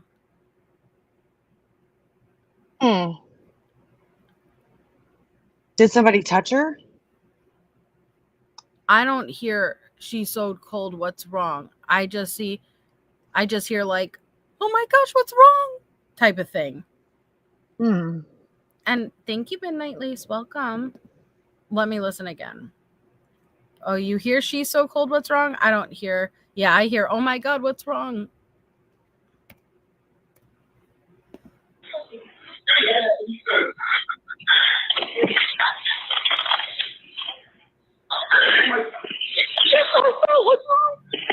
Is she passed out? What's wrong? She's been asking, is she passed out this whole time? Is she passed out? Is she passed out? What's wrong? That's how Like a high-pitched voice. Yes. Yes, because that's what they're going to check. Is she passed out? Is she passed out? What's wrong?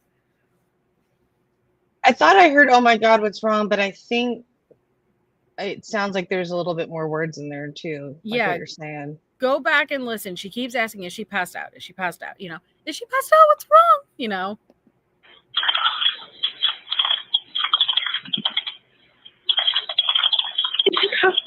Is she passed out?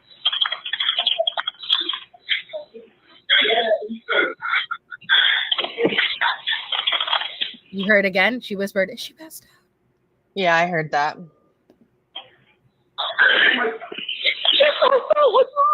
See, so she repeated it for the third time, but just in a emotional way. Is she passed out? What's wrong? That way. Because he went to check. Melissa, so you know you're not crazy. I sent you directly from the Moscow PD website the first press release, and it states 11:58 a.m. So you're not crazy. You. Okay, I knew I wasn't freaking crazy. I've read it with my eyes. I knew. Yes. Okay. And these original press releases, man. This is on the 13th. That's what I'm saying. We only had the basic facts in the very first day, and that's why I'm like, how did you get a basic? Like there was such minimal information. And they say police respond. That's how they put it. So I can understand why it could be confused. It doesn't say that's when the call was placed. Right. It just says that's when they responded. Okay. And I could see how you could look at like 911 being part of the police and them responding. You know what I mean? Right. Okay. All right. Fair. Now I hear, is she passed out? What's wrong? She repeated it 3 times, but the third time, it's a lot of emotion because Hunter would have been, oh my God, you know.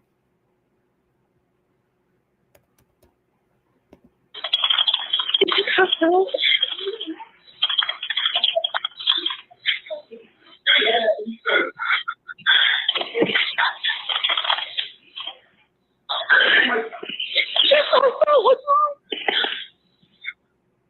She's not waking up.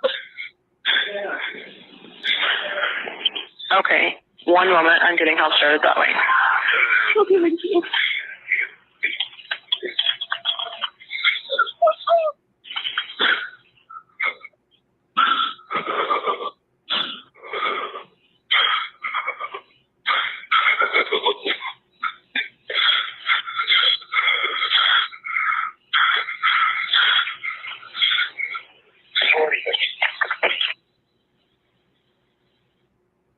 What did he say there?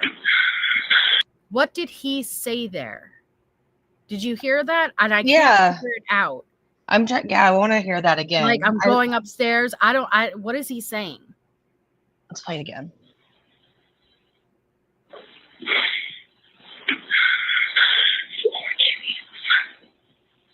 No, I went too far.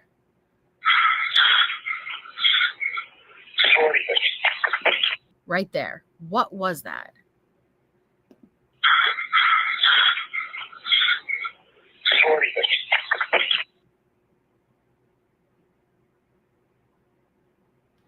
I can't tell.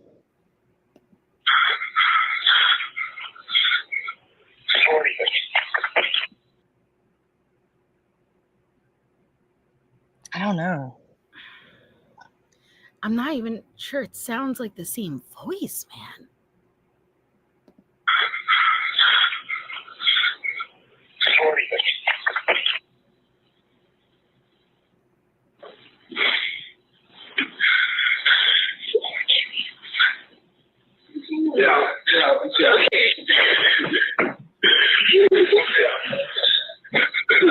Yeah, I swear he was coming down the stairs from the 3rd floor. Get out, get out. He's coming down. I never really thought about him going upstairs, so that's an interesting theory. I don't know. That's what I'm working on as of now.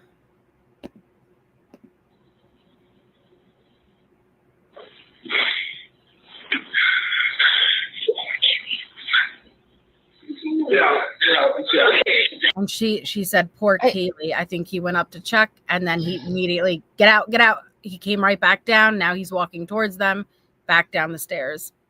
Melissa, I think Harlot's pointing out a good point. So if this call started at 11:55:42, we're at the 2:51 mark. What if cops are arriving right at that same time? And that's that other noise we can't understand. Like it was like an officer's radio or another person's voice because they were arriving.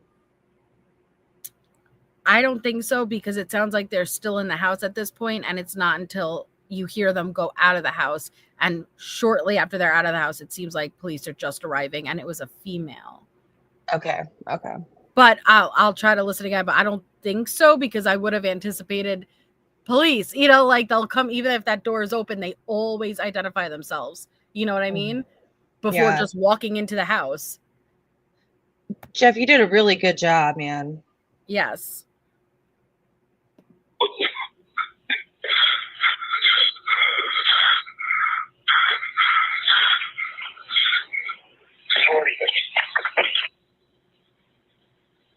Maybe it's from dispatch.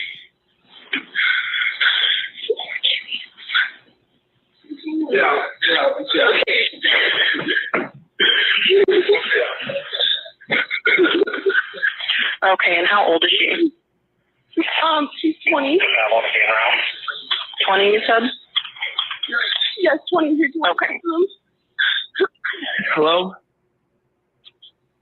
And see, that's why Dylan said, here, you want to talk to them? Because he just saw what, you know, he would be able to give the information. Mm-hmm. And I listened to his memorial thing. Like, that is Hunter's voice. Mm-hmm. Hello? Okay, I need someone to stop passing the phone around because I've talked to 4 different people. Okay, sorry, they just gave me the phone. Is she breathing? Hello? Is she breathing? No. Okay. Now I think that's the I don't know. That's me. All right. Dylan, I need you to talk to them, okay? He said, that's me. All right. Who is he talking to? Is he talking to officers arriving? Yeah, I think it's officers. But why would he say that's me? Unless did he? Oh. What?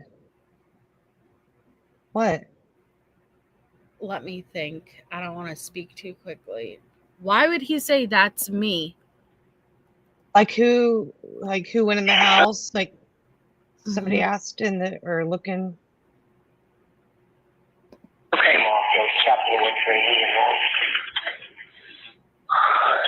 Bethany, or Dylan, I need you to talk to them, okay? I can't talk to them. I need you to talk to them.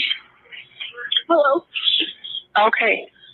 I've already sent the ambulance and law enforcement. Stay on the line. If there is a defibrillator available, send someone to get it now and tell me when you have it. Say that again? There's a police here right now. Okay. If there's a defibrillator available, send someone to get it now and tell me when you have it. We don't have it. Do you have a defibrillator? Yes, we have one. So are you talking to the officer? Yes. Okay, I'm going to let you go since he's there with you and can help you. Okay, thank you. Bye. Okay. 11:59 a.m. Now, we know EMS didn't even make their way in before it was deemed a homicide, right?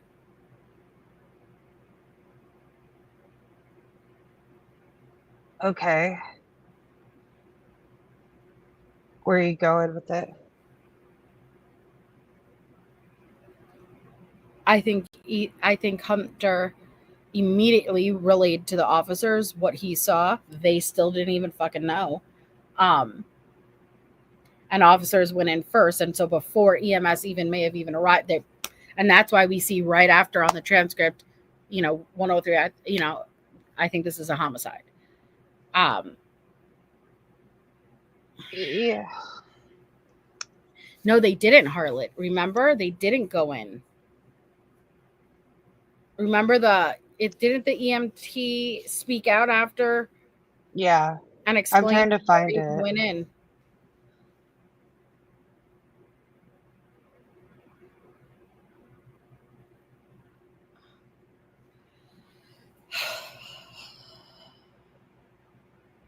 My brain is just like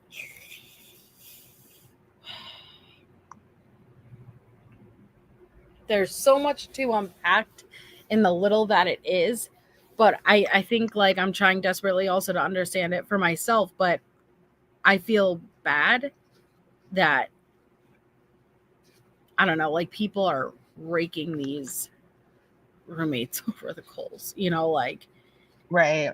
they're bad, Shay. I don't know if you've been looking at the comment sections, but Oh, I have. it's brutal. It's sad. It is really sad. I don't get it.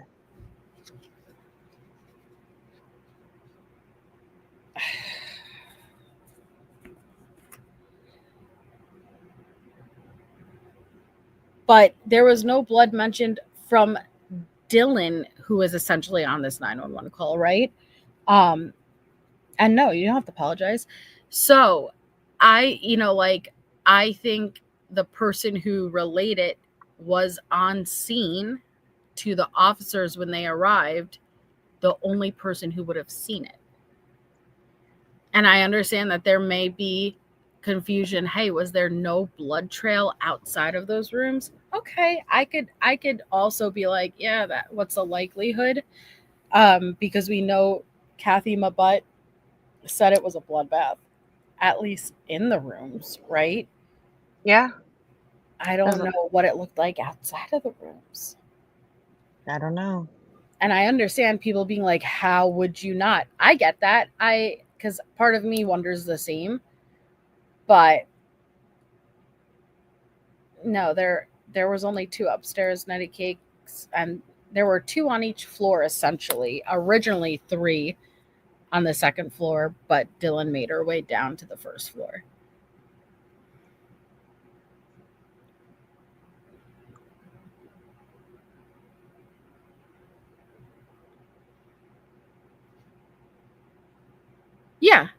Yeah, Britain, but they're inside on what I perceive is on the ground first level floor where Dylan and Bethany were at. The police have always said the call was made from inside the house. Yes, from inside the house, from one of the surviving roommates' phones. Yeah, so they've always said that. At least Dylan and Emily, Bethany were at the top of the stairs to the second ground floor. Hunter took the lead. And so they never saw anything. I think that's very clear Dylan never saw anything. She is very confused. Well, it would be, even if all of that, you know what I mean?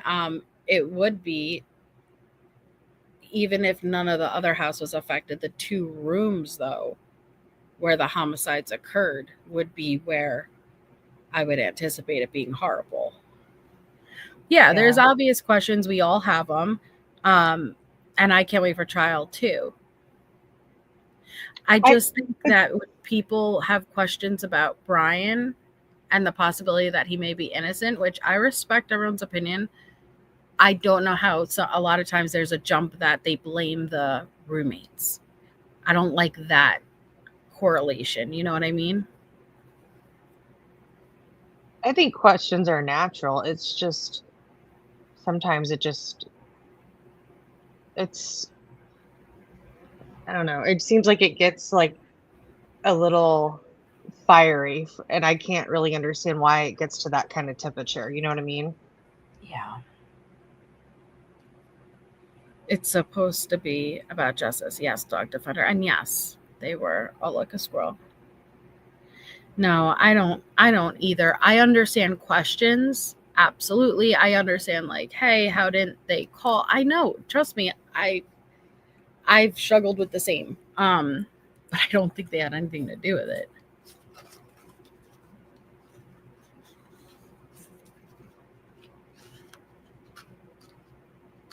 You do, Arkies gal?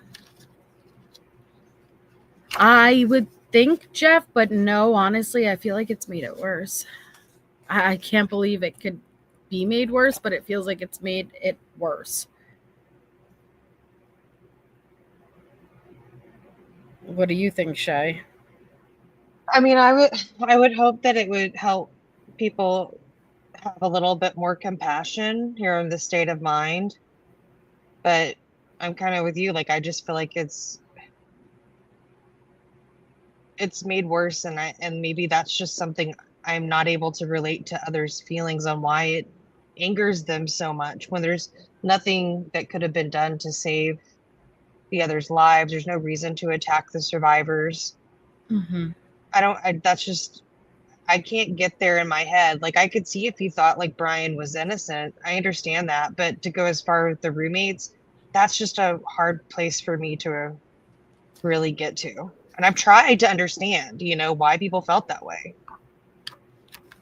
Oh, Murphy barked 20 to 30 minutes after the suspect is seen leaving. So he was barking. Right? Didn't it make it way worse, John? I don't care what the truth is. They want to be. And that's the problem, the Blackthorn. People need to stop worrying about having your personal theory be right. And I say that even when I get excited, like, oh, I knew that, But listen, if it comes out tomorrow that, hey, you're completely wrong, this is how it happened, okay. Because it's not about whether you're right or wrong. It's about the truth. It's the victim's truth. And it's their story. It's not our story. It's their story, right? And it should be about finding out what happened so they could get the justice they deserve. Oh, and so the quote from Kathy Mabbitt was, "There is a fair amount of blood at the scene." That's how she describes it. Yeah, which can be true both ways you look at it, right? It could be true without any blood leading out of either room. We don't, no, as far as we know, no, Vanessa.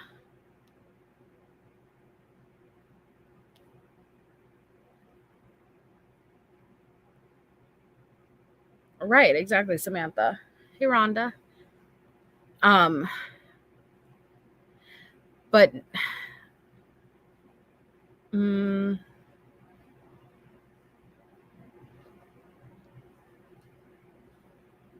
do you guys want to watch the original Kathy Mabbutt? We have it right here. Oh, I always like watching Kathy Mabbutt. This was her very first interview, which I don't even think she should have done right away. She said more on Banfield. You just got to find the clips. Hey, Brandy. Because they scrubbed it. Yeah, they scrubbed it, is right. With a C, Mabbutt, Mabbutt. And I'm going to ask you, how long have you been doing this for? I've been doing it for 16 years, and I just got reelected for another 4.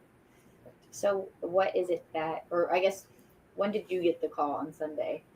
I got the call just a few minutes after noon that there were 4 homicides, but I didn't go to the scene because of law enforcement doing their investigation first. So I didn't actually go to the scene until about 5 or 5:30. Can you walk us through, like, for our viewers, kind of the process between when police show up and then you guys getting the bodies and doing their examinations? Sure. Well, law enforcement goes through and looks for any evidence, takes videos and pictures of everything in there, and they'll start talking with people. So I don't really need to be there for that. They can't move the bodies. I mean, the bodies have to stay as they were until the coroner gets there. So that's what my job is, to look at the bodies. As a coroner, do you guys do the autopsies and all that? No, we some do if they're an actual medical examiner, but we have forensic pathologists and we contract with Spokane to do that. So in your experience, what is it that you saw when you showed up? Well, there was a lot of blood. It was a very sad scene with 4 murdered college students. This is Kathy Mabbutt, the coroner. Okay. Who didn't arrive until like shortly after 5. She's not my favorite. You're ruling all 4 deaths homicides? Yes. And can you give us a manner of death? Yeah. I believe that the press release was that they were from a sharp object. So stabbings. Yeah, I will know more after the autopsies tomorrow. So again, she wasn't comfortable, and we know this from like everything else that had come out, that it wasn't necessarily comfortable with stabbings because this was more like gouges. The knife was 12 inches. The blade was like, what was it, 8? It was a massive knife, guys. Yes, prayers for anyone in the area, Shamwow.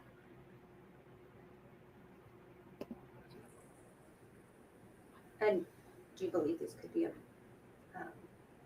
like a murder-suicide or? No, there are 4 homicides. Okay. And when it comes to doing the investigation post-autopsy, that falls on you, correct? Yes, it's my job to determine the manner and mechanism of death. And then I know with toxicology results, there can often be, at least in Washington, a delay. So do you have any idea how long it could take, if those were relevant, to get any type of results back on that? Well, the toxicology reports, right, they usually take 4 to 6 weeks, sometimes longer. But they might, I don't think they're going to be relevant in the actual manner or cause of death.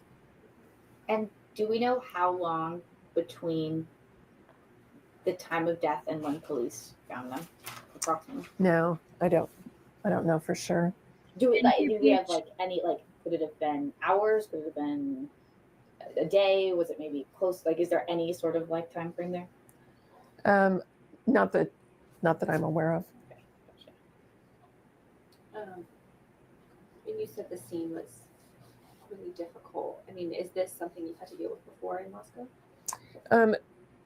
Since I've been coroner, there have been at least 2 other multiple homicide scenes that I've been involved in.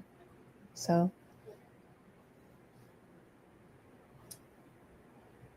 Would you say this is probably the most gruesome? Oh, it's hard to just single it out.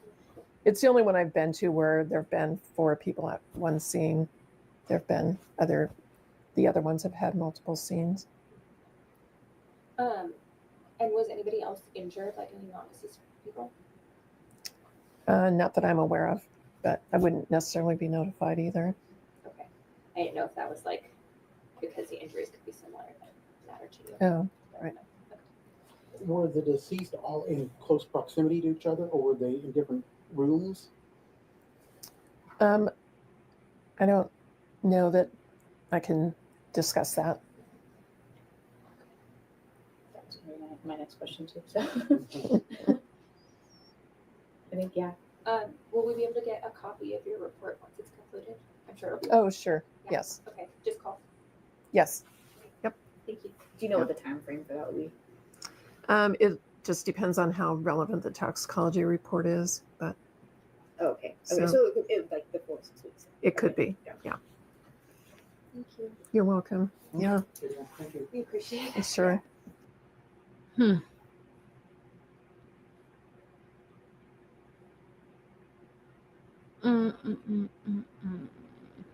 It's scary.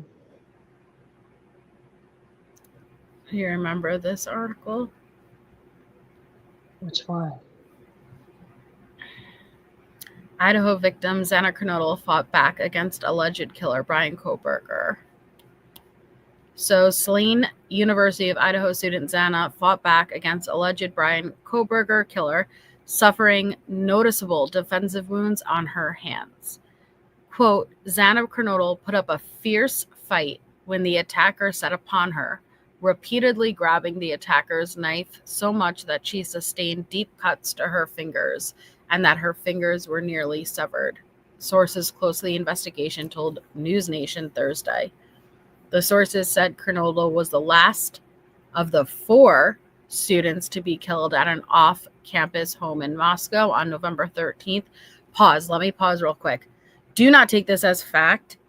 Like this news, I was appalled last night at the information Ashley Banfield got wrong. Okay. So I don't give a crap that it's mainstream media. Do not take anything to be fact. Just take it for what it is. This is an older article and it was so, I had to bookmark it. But just keep that in mind. Okay. So it says the sources said Xana was the last of the 4 to be killed. Childhood best friends Kaylee and Maddie, who were sleeping in the same bed, were killed first, the insider said. The noise may have alerted Xana and her boyfriend Ethan, who were on the 2nd floor, to the intruder, the report said. It appeared Ethan had stepped partly into the hallway where the 2nd floor attack may have begun, sources told the outlet. Now we know this is not true, at least in the doorway of Xana's room. We don't believe that to be true based on what we know. So how legit is this source? I don't even want to read that part because it says that's when Kohberger allegedly set his sights on Xana, who fought to the bitter end. The new details match statements father, Jeffrey Kernodle, made shortly after the slayings. Quote, bruises, torn by the knife. She's a tough kid. Whatever she wanted to do, she could do it, end quote, he said in November. 2 other roommates were in the house, but were not targeted in the brutal attack. One of the women, Dylan Mortensen, told investigators she came face to face with a man with bushy eyebrows, a distinctive attribute that helped investigators nail him down before he walked out the door. Investigative sources divulged the exclusive details despite a court-mandated gag order preventing anyone involved with the case from speaking to the media or the public. A judge issued the order in January to protect Kohberger's right to a fair trial in the face of a nationally covered and sensationalized story. Goncalves' family, who have been outspoken since their daughter's murder, filed an appeal Friday on the order, arguing that it is, quote, facially overbroad and vague. The family argued that they shouldn't be restricted by the order because they are not parties in the case against Kohberger, according to the filing obtained by Fox News. On Friday, 3 University of Idaho students said that they frequently saw Kohberger milling about the Moscow campus. They said he was a creepy loner who had a habit of staring. Quote, he wouldn't look away if you caught him staring. Like he wanted you to notice that he was looking at you, one student said. He didn't smile, didn't nod, didn't say anything, just stared. Which it is those types of statements that Anne is focusing on in regard to the ASD diagnosis, that she wants all of that thrown out. Yeah, honestly, like Ashley Banfield, and I like Ashley, but just because I grew up the same way, I'll always have like a little soft spot in my heart for Nancy Grace, even though I don't like as an adult who follows true crime, I'm like, you are bad, Miss Ma'am, you know, but because I grew up watching them, you know, I'll always have like that soft spot for them. But Ashley Banfield, you please, Miss Ma'am, you got so many things wrong last night in your segment. It was painful to watch. Please make sure you know what you're saying before you go on national news media and repeat that misinformation.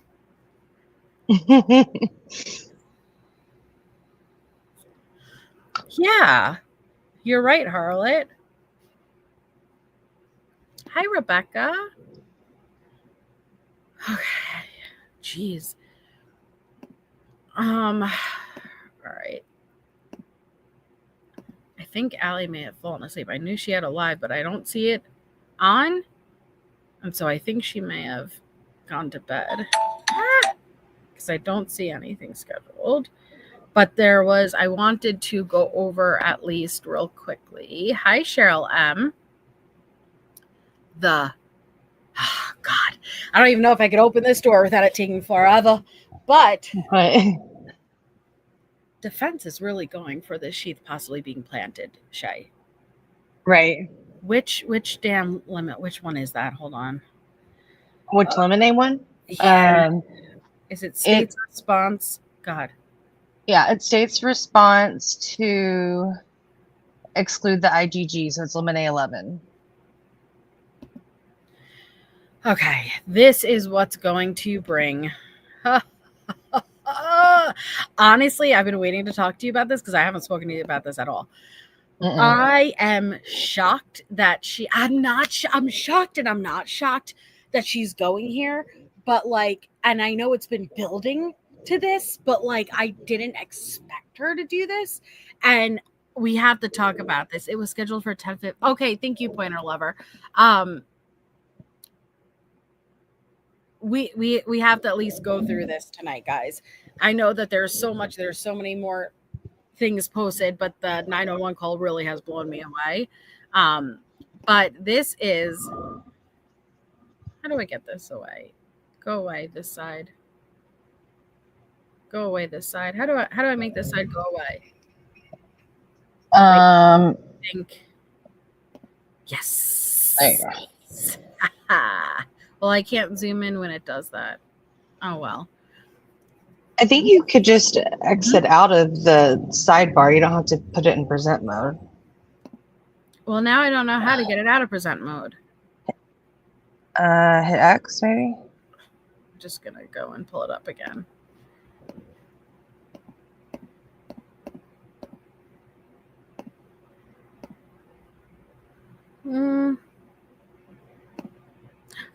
Okay. There you go.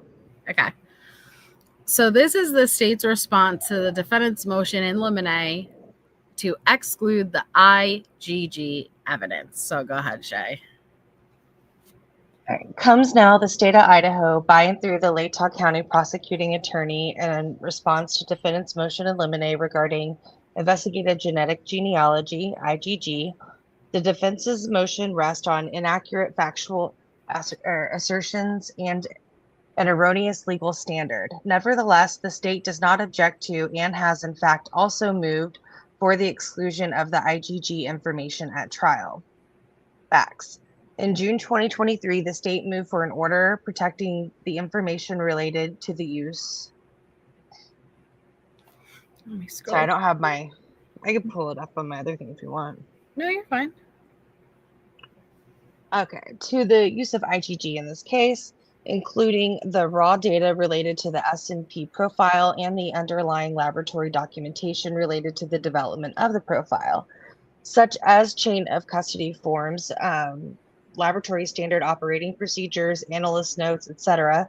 Motion for protective order, page 7, filed on June 13th. The state argued the IgG information did not fall within Rule 16 of the Idaho Criminal Rules because it was used only as a tip, and the state has no plans to present the IgG information for which a protective order is sought as evidence at trial, other than having an investigator testify only that they received a tip pointing law enforcement to the defendant. The state suggested that the court review the IgG information in camera to determine what, if any, of the IgG information should be disclosed to the defense. The court found the state's argument that the IgG investigation is wholly irrelevant since it was not used in obtaining any warrants and will not be used at trial is well supported, which references their order that was on October 25th, 2023, but also determined the defense may be entitled to some of the IgG information. Accordingly, the court granted the state's request for an in-camera review of the IgG information. The state gathered the IgG information from the Idaho State Police, Othram, which is the private lab who contracted with the Idaho State Police and the FBI, and turned the information over to the court. The information provided to the court included original documents as well as some descriptions of other IgG related information that was available for further review if the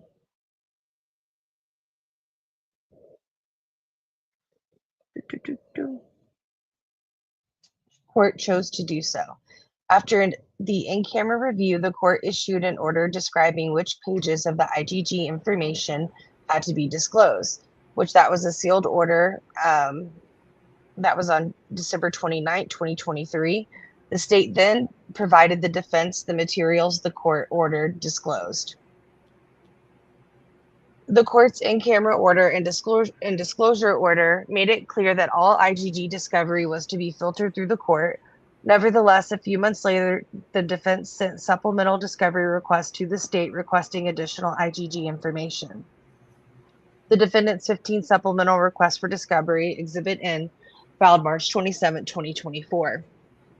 The state objected to all the requests, and that was filed on April 4, 2024. The state explained the basis of its objection was that the state had already provided the IgG information to the court, and the court had already ordered what IgG information should be disclosed to the defense, and the state had already disclosed that information. At the hearing on the defense's motion to compel the IgG information, the state made the same argument asserted in the written objection. The state explained that after it had received the... I keep clicking on the wrong tab because I have so many open. The same argument, the state explained that after it had received the in-camera order, it reached out to the private lab and to the FBI and asked for everything related to IgG May 30th, 2024. The state explained that it was not fighting the in-camera order or trying to withhold from the court any of the IgG information on May 30th, 2024. The state asserted that after receiving the new IgG request, the state showed the new request to Othram, and Othram said that they had already given everything that they had to the state, May 3rd, 2024. To the extent the new request was asking for anything beyond what had already been provided, Othram had told the state it did not exist on the same date, and the court clearly understood the state's argument to be that the requested materials either had been turned over to the court or did not exist because it concluded the discussion on Othram's materials with this question. The court. So Othram has said, you've asked them and they said, we've given you everything.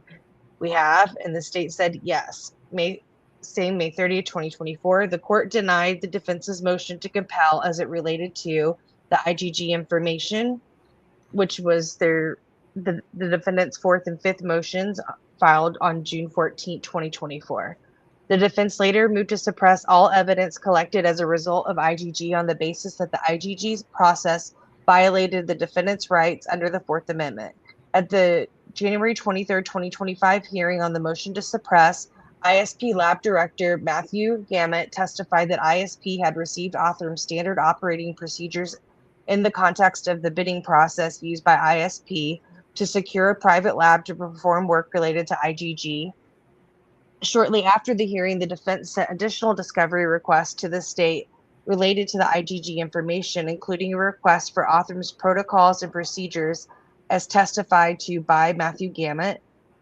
And that was included on the defendant's 22nd supplemental response for discovery filed on January 28, 2025. The state put together a response objecting to each of the IGG requests for the same or similar reasons it had objected to previous IGG-related discovery request. The IGG discovery had already been handled through the process established by the court's in-camera order and disclosure order. Okay. In putting together in response, the state learned that Othram had provided its standard operating procedures to ISP, but ISP had not provided them to the Latah County Prosecutor's Office to be disclosed to the court in response to the court's December 29, 2023 in-camera order. Specifically, on February 9, 2025, the state first recognized that the form Othram filled out during the bidding process asked the bidder to submit written standard operating procedures, and Othram's response indicated that Othram uploaded its standard operating procedures as the file sops.zip. And this was included on the November 30th, 2023 filing for the in-camera. The state compared Othram's response to the information provided to the court in response to the in-camera order and found the state did not provide the sops.zip file as an attachment to the bid. Upon further review of its records, the state found that ISP had not provided the file sops.zip to the Latah County Prosecutor's Office. The state then confirmed with ISP that Othram had provided the SOPS file to ISP, but they were inadvertently not provided to the Latah County Prosecutor's Office. So just 2 days after learning this information, the state provided to the defense and filed with the court its response to the defense's discovery request. And that state's response for the defendant's 22nd filed on February 11, 2025. The state explained in its response that the bidding document included for the court's in-camera review revealed the existence of Othram's SOPS file, but the state had inadvertently failed to disclose the SOP file themselves. The state also explained that the standard operating procedures were covered by the court's protective order because the court had not required the disclosure of any of the bidding documentation other than the MOU, including the document that revealed the existence of the standard operating procedures on the basis that the remaining contract documents are not relevant to any issue in this case. State's response filed on February 11th. 2 weeks later, the defense filed a motion in limine asking the court to exclude IGG evidence from the trial on the basis that the state allegedly violated Brady. You want to go from there? It's a lot, yeah. So it has the argument, which is, and I know, sorry, it could get like, you kind of like drift off a bit, but like, that's what they are. The argument is the defense's motion is based on mischaracterization of the record in opposite case law. The state did not act in bad faith. The state never made the concession the defense now claims, and the defense's reliance on Youngblood is legally erroneous. The defense has failed both legally and factually to substantiate a Brady violation. A, the defense's motion is based on the wrong legal standard. The defense's motion relies on the wrong legal standard by confusing Brady and Youngblood. The Brady standard asks if the state withheld exculpatory evidence that had a reasonable probability of changing the outcome of the proceeding and applies irrespective of good faith or bad faith of the prosecution. It cites case law. Brady applies when the state possesses but fails to disclose allegedly exculpatory evidence. So then Idaho's appellate courts have been clear about this distinction for decades. Again, it cites case law. So determining which legal standard applies is as easy as it sounds. For example, in a case where the state possessed but failed to disclose an allegedly exculpatory social media post, the Idaho Supreme Court held Brady was the correct standard. But in a different case, when the state destroyed or deleted an allegedly exculpatory social media post, the court held that Youngblood applied. Here, Brady applies because the defense alleges that the state failed to disclose Othram standard operating procedures. Youngblood does not apply because the defense has not alleged that the state lost or destroyed Othram standard operating procedures. Because Brady applies rather than Youngblood, whether the state acted in good faith or bad faith is irrelevant. Thus, the defense's motion, which rests entirely on its faulty accusations of bad faith, fails from the get-go. Though legally correct, it is unfortunate from the state that Youngblood does not apply because there is no reasonable reading of the record that supports a finding of bad faith. Bad faith is a high bar requiring more than mere negligence. Rather, bad faith refers to a calculated effort to circumvent the disclosure requirements established by Brady v. Maryland and its progeny. So it's referring again to just cases. So then the defense has not and cannot prove a Brady violation. The defense has not and cannot prove a Brady violation related to Othram standard operating procedures. Quote, there are 3 components of a true Brady violation. The evidence at issue must be favorable to the accused, either because it's exculpatory or because it's impeaching. That evidence must have been suppressed by the state, either willfully or inadvertently, and prejudice must have ensued. The defense has not proven any of the 3 components. First, the defense has not shown that Othram standard operating procedures are exculpatory or impeaching. Much of the defense's argument is based on a misreading of the transcript of May 30th, 2024, to say the state conceded the IGG information is relevant to the case. Of course, relevance is not the proper standard. In any event, the defense is wrong about the state's concession. The defense omitted from its motion the beginning of the state's argument at the hearing, which demonstrates that the state maintained its position that none of the IGG information is relevant and that the state's references to the court order referring to the in-camera order requiring the state to turn IGG information over to the court, not the disclosure order requiring the state to turn some of the IGG information over to the defense. The state says, thanks, Judge. So I just want to start with maybe a bigger picture for a second. You know, we started with arguments about whether the IGG stuff is relevant at all. We, of course, made our argument that it is not relevant at all. It shouldn't even have to be produced. The court made a ruling on that. We still don't agree with it, but we understand. The court says, I understand. State, the court makes the decisions, and so we complied with that order. In the light of that portion of the state's argument, it is clear that the next portion of the state's argument was nothing more than the state acknowledging that, to the extent the requested materials exist, and those materials fell within the scope of the court's in-camera order, and pursuant to that order, the state had to turn over those materials to the court. State says, we have talked to Othram. We've spoken to Othram since we have gotten this Exhibit N and provided them these requests. And we are not in a position, for example, request 1 through 6, we're not fighting those. I'm not saying we are not going to turn those over. In my view, they fall pretty clearly under the court's order. The issue is we go to Othram and show them these. And Othram says, we have given you everything. You have everything. Everything we have was given to the court and then provided to the defense. So there's nothing on that list that we are going to hold back because we think we might have some justification for doing so. Othram is just telling us we don't have it. That the state was referring to the in-camera order and turning over materials to the court is also clear from the order themselves. The in-camera order required the state to disclose a category of information to the court, all the IGG information related to the case.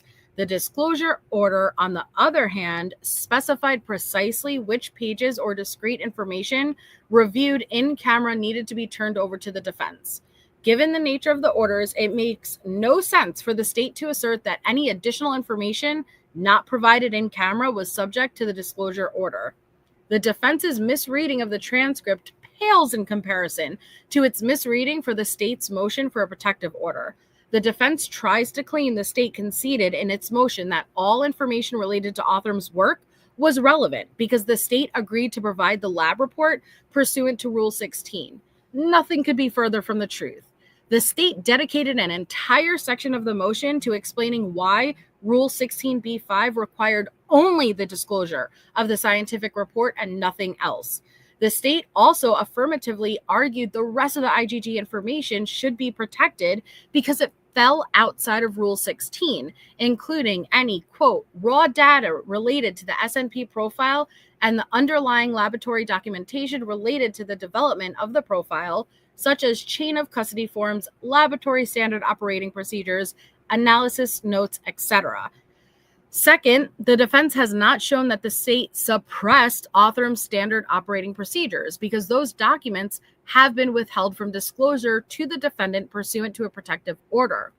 Idaho's appellate courts have looked with favor on the use of an in-camera review process for a trial court to determine whether evidence is exculpatory or impeaching. The court ordered such a process in this case. While Otham's standard operating procedures were inadvertently left out of the material presented in camera, the materials that were provided were sufficient to obtain a ruling from the court that the information Otham provided to ISP as part of the bidding process was not relevant to the case. As the state explained in its response to the defense's discovery request, Matthew Gamet testified about Otham's protocols and procedures in the context of the bidding process. The documents related to the bidding were included in or referenced in the materials provided to the court to review in camera. The court required the state to discover only the MU from the bidding documents. The remaining contract documents are not relevant to any issue in the case. The court did not require the state to produce any of the other bidding documentation, including Otham's bid submission that discussed Otham's accreditation status, other customers, past cases, the name and qualifications of the primary genealogists, the name and qualifications of the chief scientist, and the SOPs or analytical methods that were used. Though the SOPs were inadvertently excluded from the materials reviewed in camera, the bidding document referencing the SOPs were included, and the court did not require disclosure of that document or the SOPs. If the defense disagreed with the state's position, it could have filed a motion to have the court rule on the issue. Instead, the defense chose to skip that step and jump straight to alleging the state violated Brady.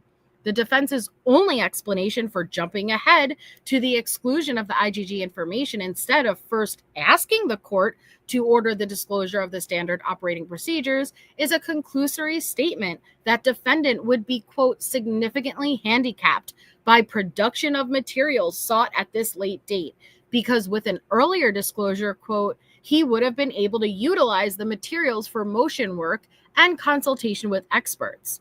But when the Brady issue is one of delayed disclosure, the question is whether, quote, earlier disclosure would have created a reasonable doubt of guilt. So it just references case law. Here, the defense was informed of the standard operating procedures 6 months before trial. The defense has not even attempted to articulate with any specificity how the standard operating procedures could make any difference in the jury's determination of guilt. And the state is not seeking the use of standard operating procedures at trial. Third, the defense has not shown prejudice, and the law and logic dictate that the defense cannot show prejudice with respect to Otham's standard operating procedures. Prejudice and materiality are used interchangeably in the context of Brady. Nothing about IgG in this case, including Otham's standard operating procedures, comes anywhere close to being material for purposes of Brady. It is undisputed that IgG is simply a means to generate potential leads as to who DNA found at a crime scene may belong. If one of those leads prove fruitful, law enforcement can conduct a confirmatory test as to whether the DNA belongs to the suspect using an STR comparison. The strength of the evidence against a defendant in terms of DNA evidence depends upon the confirmatory result from the STR DNA analysis between the defendant's DNA and the DNA recovered from the crime scene. Here, the IgG information is even less material, if that is possible, than it would otherwise have been because the defense has not disclosed any experts or evidence to challenge the confirmatory STR comparison. The defense had disclosed an expert. This is the important part, guys. The defense has disclosed an expert regarding DNA evidence interpretation and the likelihood ratio to challenge one of the state's conclusions regarding and concerning DNA. So it says the defense has not disclosed any experts to challenge the confirmatory STR comparison showing the DNA on the knife sheath matched Kohberger's DNA. On the contrary, the defense has disclosed that its forensic biology and DNA expert will testify that, quote, there is good support that Mr. Kohberger's DNA was found on item 1.1, a swab from the knife sheath. Instead of challenging the conclusion that the DNA on the knife sheath belonged to Kohberger, the defense's expert disclosures reveal that the defense plans to argue the DNA on the knife sheath does not prove Kohberger was ever at the crime scene, and the knife sheath itself could have been planted by the real perpetrator. So we got through like a lot of pages just to get to like that part, and that part is the part that I was looking for. If you guys don't understand what that means they're not, defense isn't even trying to argue that that is Kohberger's DNA on the sheath. What they are arguing is you can't prove my client was at the crime scene and that it wasn't placed there by the real perpetrator. Okay? Just like, let that sink in. Hey, that is my client's DNA. You can't fucking argue that. But what you can argue is how it got there. So what do I think? I think she sees that where there is weakness in the foundation, and the weakness in the foundation is not having concrete evidence to show Kohberger himself entering or leaving. Yes, she can acknowledge his car being caught on certain cameras, not all, because not all the cameras are clear, but certain ones, but they can't actually place Kohberger in there as of now. That's what my assumption is. And so she's saying, I'm not going to argue that's his DNA, because she can't argue that's his DNA, but she can argue you can't prove my client was in there and you can't prove someone else didn't put it there. Do you guys realize what that means, though? That is a conspiracy, literally framed. Someone else framed her client, which is what so many pro-burgers have wanted to hear from the beginning. Mm-hmm. That's what I'm saying, Blackthorn. It's, yeah, Andrea, that's the worst offense I've ever heard. But well, this is speculation that they're going to do that based on what the state's saying. I mean, the defendants is sealed, so we don't know. Right. But what we do know based on this is that defense is not bringing in an expert to challenge that's his DNA. So instead, they're likely going to bring someone in to confirm that's his DNA, like, and agree with state's expert, but say that you can't prove that this is how it got there, right? That it wasn't already existing on that sheath and placed there by someone else, the real perpetrator. So it says the parties' theories demonstrate why the IgG work in this case cannot possibly be material under Brady, which makes sense. The IgG was conducted as a preliminary assessment of potential owners of the DNA found on the knife sheath and identified Kohberger as a potential owner of the DNA.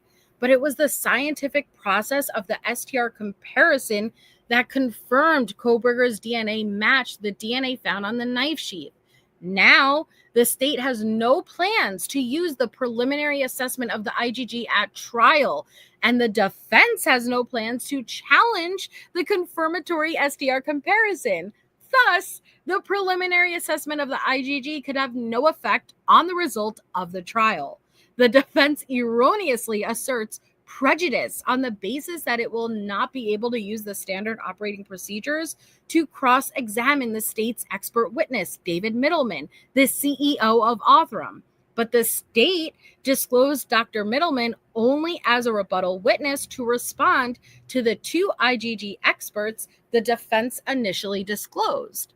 Now that the defense has decided not to call their IGG experts, the state has no need to call Dr. Middleman. More importantly, however, demonstrating prejudice under Brady requires far more than showing that the standard operating procedures could be used for cross-examination.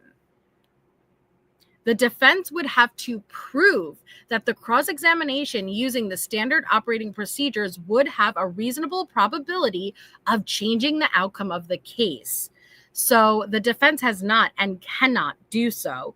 Even if Othram failed to follow every standard operating procedure, that does not change the facts that the IGG merely pointed law enforcement toward Kohberger as a potential owner of the DNA on the knife sheath, or that the unchallenged confirmatory SDR comparison showed the DNA on the knife sheath matched Kohberger.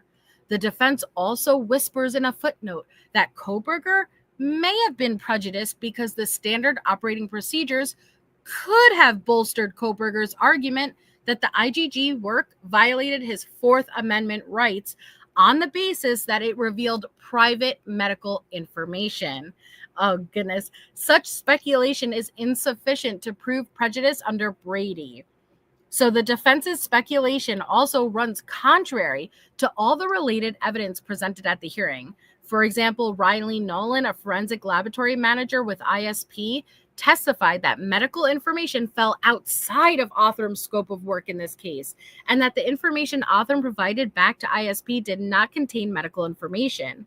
Similarly, the defense's own expert, who previously oversaw a lab like Othram and played a role like Othram in law enforcement investigations, testified such labs develop SNP profiles related to genealogy and ancestry rather than medical information, and developing SNPs related to medical information in the context of IGG, quote, wouldn't be relevant nor probative nor appropriate. Furthermore, even if the defense's speculation were correct, it would not have changed the outcome of the court's decision. The defense has not proven any of the elements necessary to show a Brady violation, and this court should deny the defense's motion.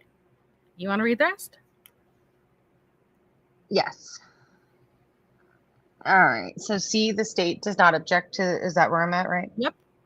Okay. C, the state does not object to the requested relief.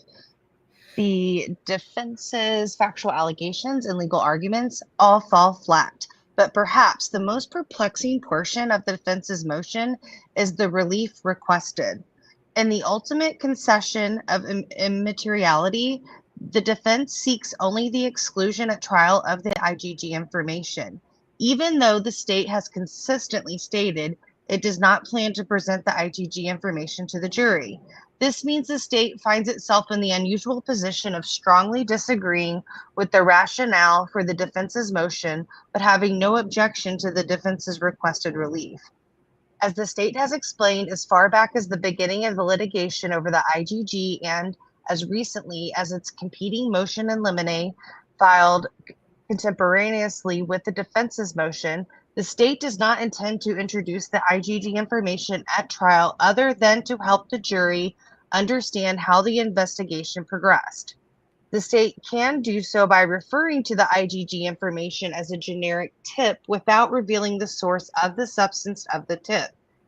An investigator can simply testify that law enforcement received a tip and that based on the information received, law enforcement took the next step in the investigation. Conclusion. The state did not act in bad faith, and the defense has failed to show the state violated its obligations under Brady.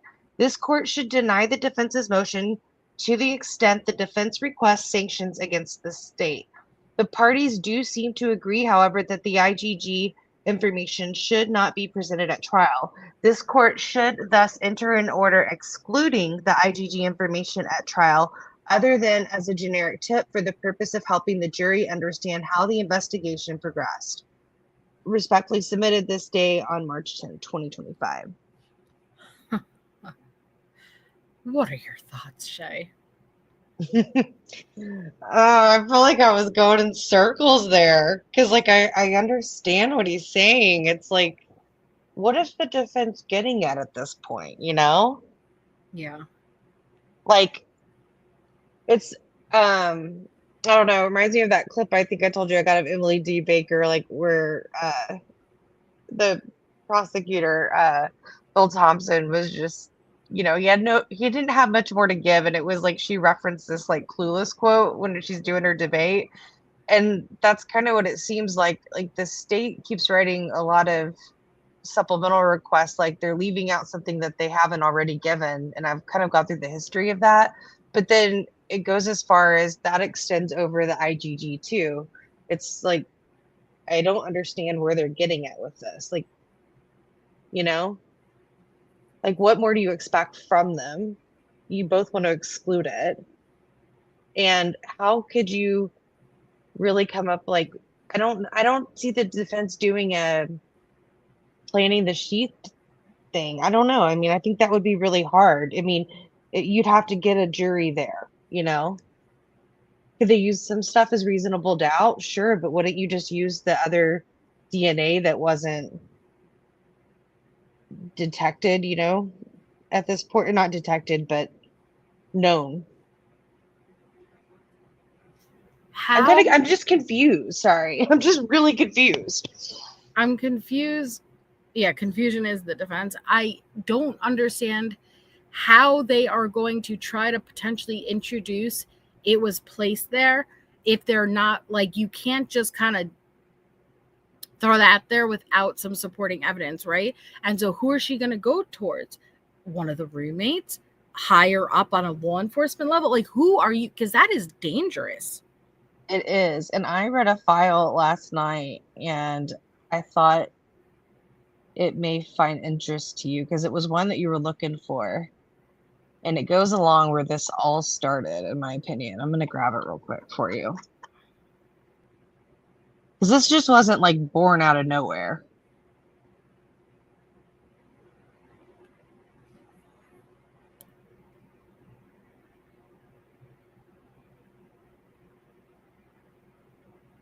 Okay.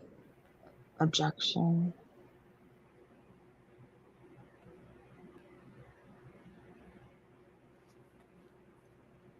Yeah, well, again, you know, like even to try to open that door, she can't just kind of like, I mean, I guess she can get an expert up there and say, you can't prove that my client didn't touch that at, let's say, a knife show, and then it was placed there by someone else. Right. But she's going, unless she's going to bring forward a working theory already of where that could have been, who that could have been, it's going to be really hard just to stand on that little bit of reasonable doubt that possibly it could have been placed there, which I could see an expert absolutely saying they can't prove how it got there. They could just prove it's his DNA on it, right? That makes sense. But is that enough for her to stand her entire case on? No. I mean, I think it's pretty shaky. Mm-hmm.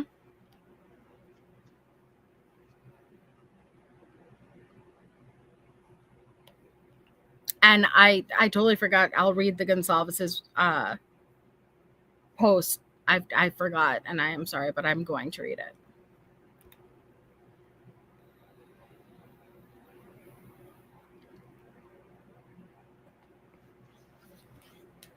Ugh, stretch my lobes. Ugh. Sorry, it's taking me a little bit to find this. Oh no, you're fine.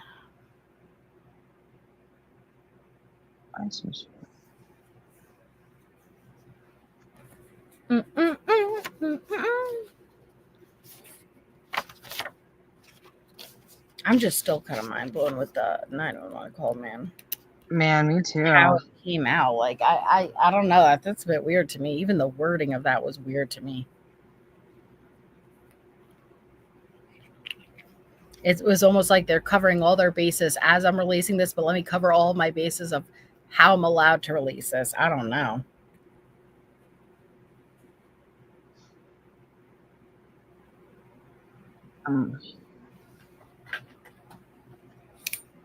I want a snack.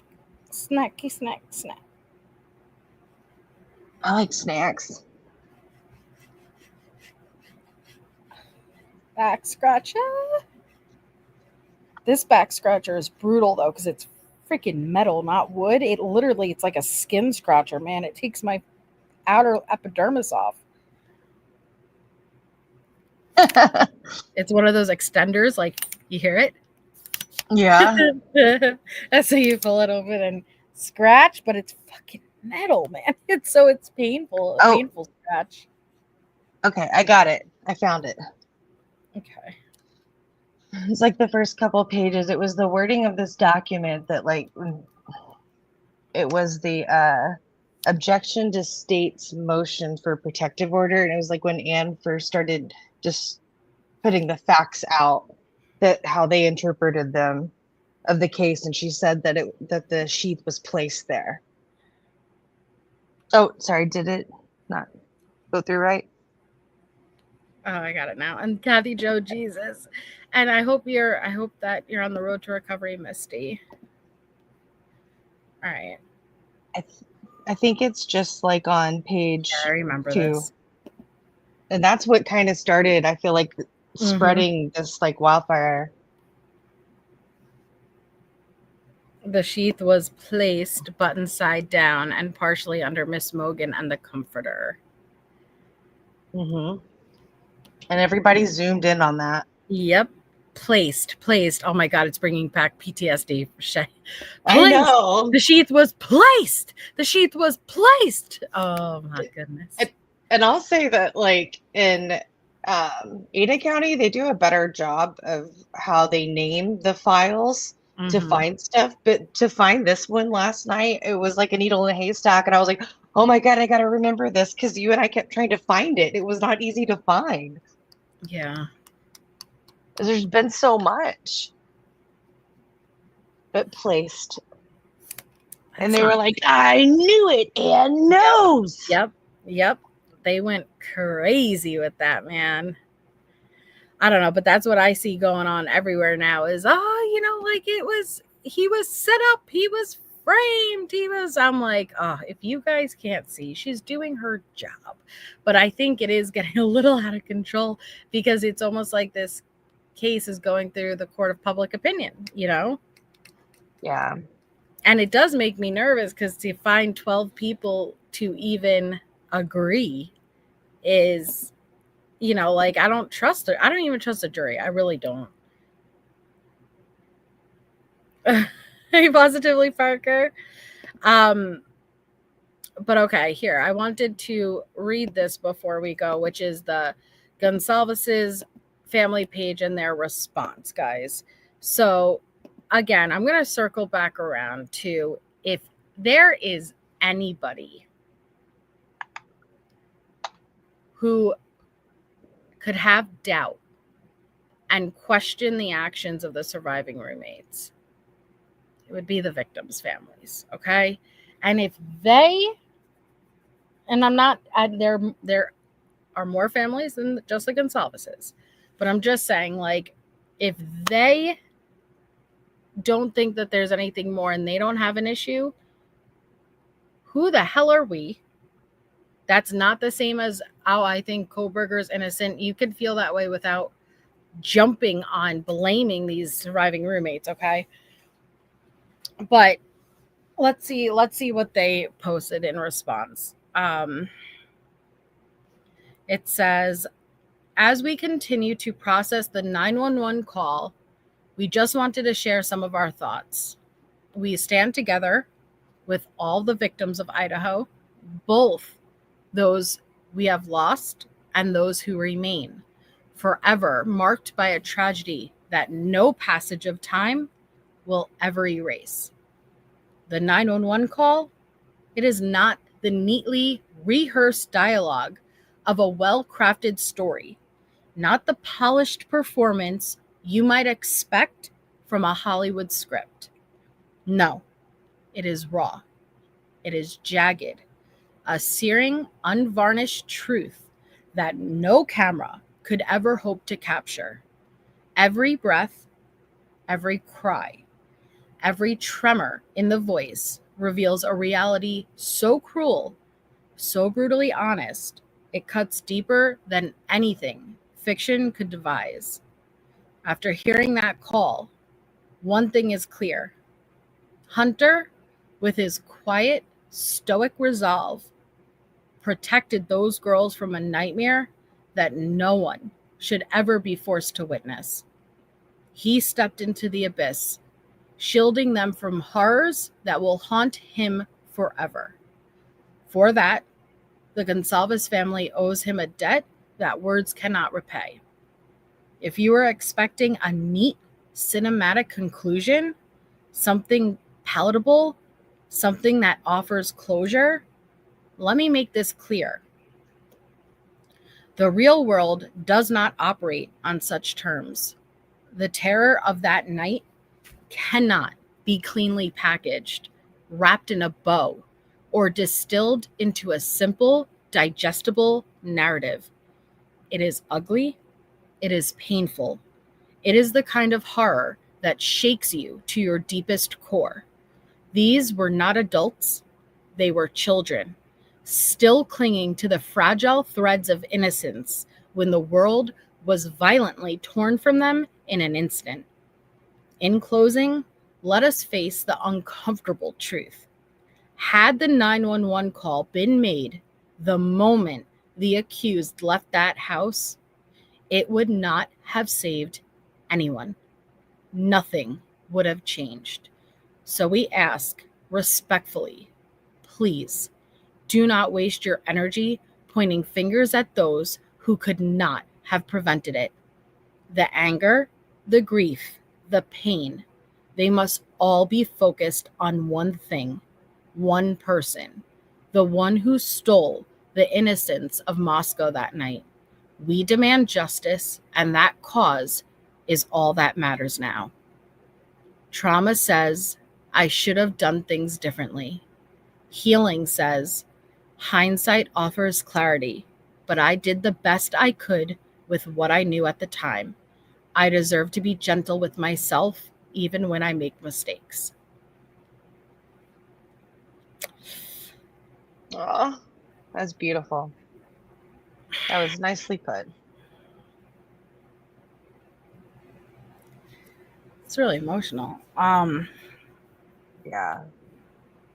But my goodness, like I keep saying, if anyone should be angry or could be angry, it's the freaking families. My God, like, what if you're wrong? Like, I don't know, like that's something I've definitely learned more as a creator is what if you're wrong? You know, like I see it happen all the time, you know, like the way they treat people in these cases. And what if you're wrong? You know, like, why don't we always just err on the side of caution? And are you going to be able to live with your actions if it comes out you were completely wrong? Right. But even the part of Hunter, I feel so bad for him, man. I do too. What he saw, especially 8 hours later, you know, like, Jesus.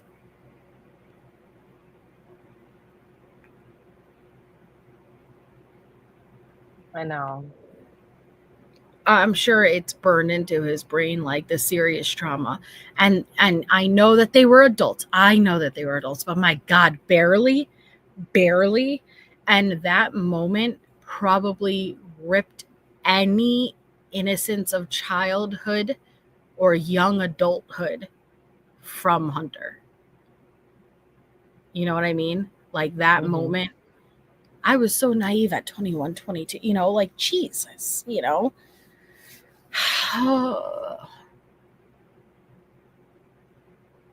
And then to have the whole internet blame you.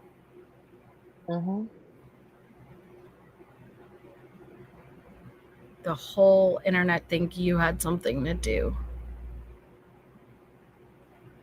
It's sad. That's really sad.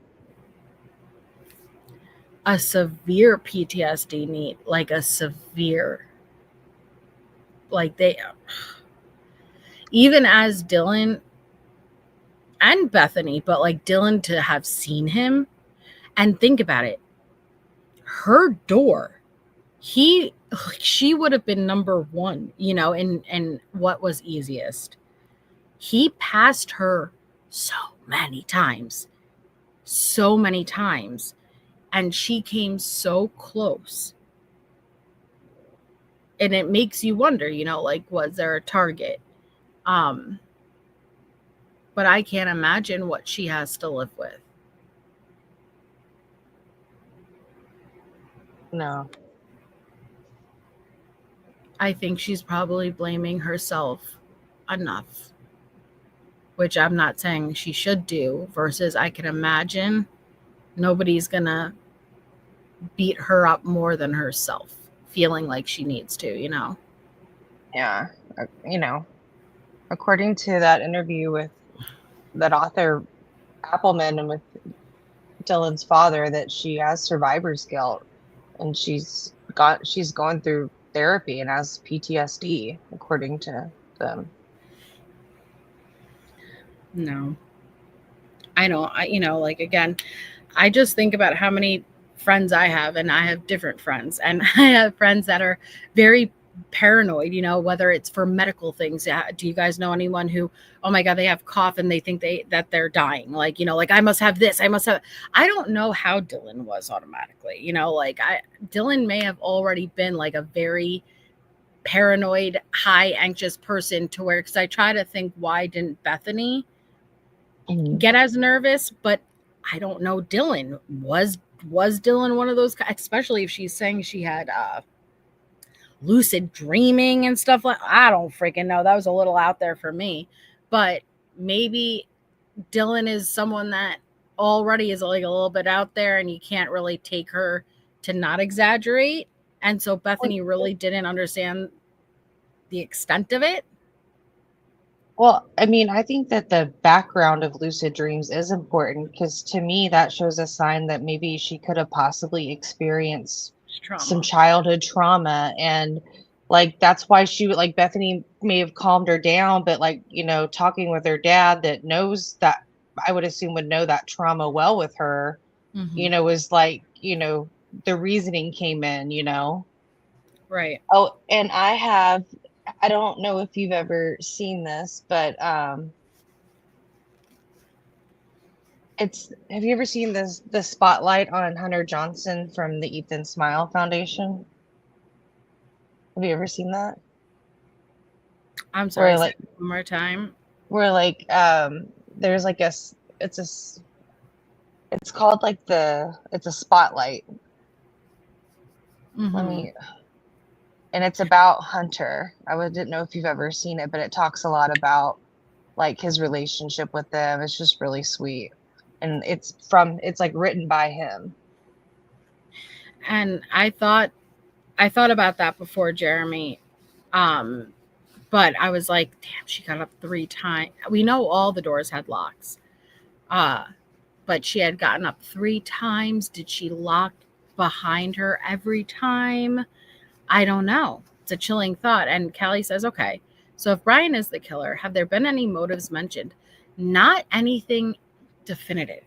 And yeah, Natasha, it's not so much the lucid dreaming that got me, versus it was mentioned lucid dreaming in the sense of envisioning even a kidnapping of hers. I mean, I'll look more into it, even though I know a decent amount about lucid dreaming, but maybe I'm just concerned with how it's going to come across. You know what I mean? Mm-hmm. And that's okay, Jens. That's okay. I'm gonna send these to your Facebook if you want to see them. They're sweet. And yeah, not no, and they don't have to prove motive, but obviously we want to know. Yeah, Natasha, it wasn't just lucid dreaming that I have an issue with. It was, she follows true crime and she watches a lot of true crime podcasts, and it referenced lucid dreaming involving like envisioning. I don't know if it said envisioning, but like her scenarios of herself getting kidnapped. And that's when I was like, okay, that's a little, I don't know, Mm-hmm. It was a closet. Oh, yeah, I guess so, Harlot. I didn't think about that. What did she say? That some people thought Dylan's room may be a closet because the location that it was at the bottom of the stairs. Oh, interesting.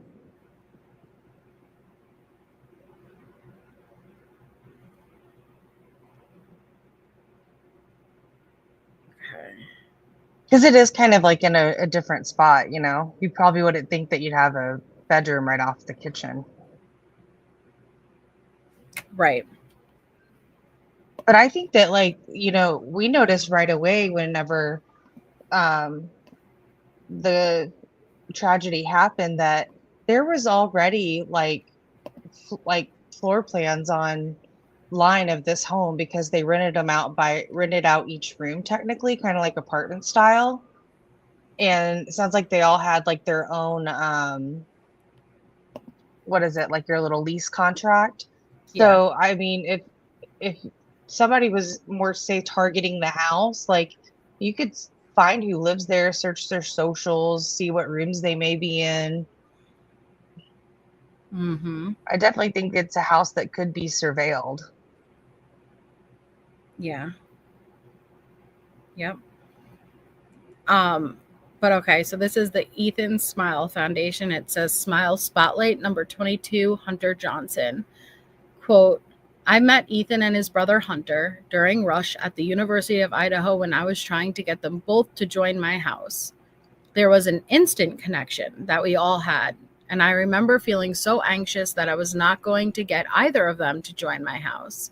One of my first memories with Ethan and Hunter was when bid day was coming, and they both asked me for advice about what they should do. As unbiased of an answer as I could give them, I told them no matter if they choose to go to a house with me or not, I still wanted to be friends with them outside of everything. They both ended up joining Sigma Chi, and I am very happy they both did. Not only did they introduce me to a group of men who I consider my friends to this day, but the connection that Ethan and I had only grew stronger. For almost a year, we were able to be around each other. I had the pleasure to selfishly take time away from everyone, including Xana, some days. I do not think people actually know how much country, rap, and Disney music we would sing in the middle of parties. Yes, sometimes we would have the occasional song that a lot of people would sing along to, too. Yet, most of it was just us being happy together.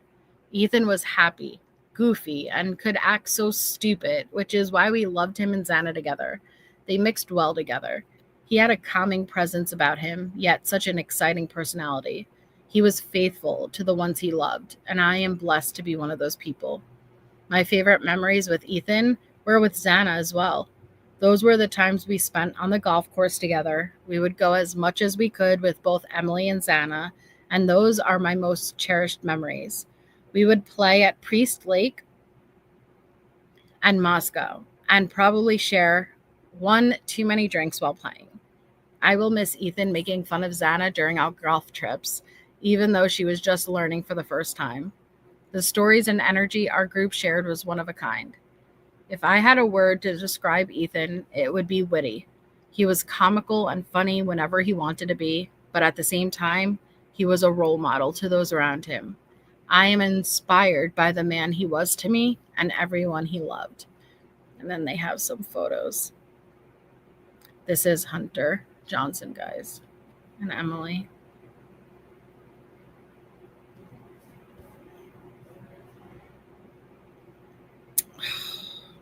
Sweet. I love that photo. Yeah. Look at them. They were so adorable. She's so in love. Yeah. They're a really, really cute couple. So this was actually Harlot written by Hunter. It was in Hunter Johnson. It was his quotes, and the Ethan Smile Foundation. They do a spotlight for different people like throughout the months, and so Hunter was one of them. It's one of the ones I saved. So that was like all of that Melissa read was quoted from Hunter Johnson. So he was talking about like when Ethan and Hunter Chapin both were rushing, and he didn't join his frat, but that is so cute. I know. Oh.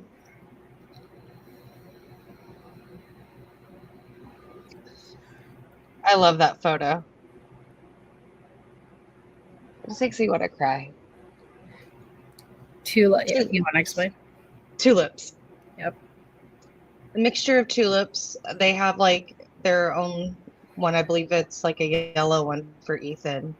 And what proceeds, so the tulip farm that they work with to grow the special breed is the tulip farm that him and his like triplet siblings all worked at before. So any of the proceeds, part of it will go towards this foundation, which is set up to give out scholarships, and they've given out quite a bit.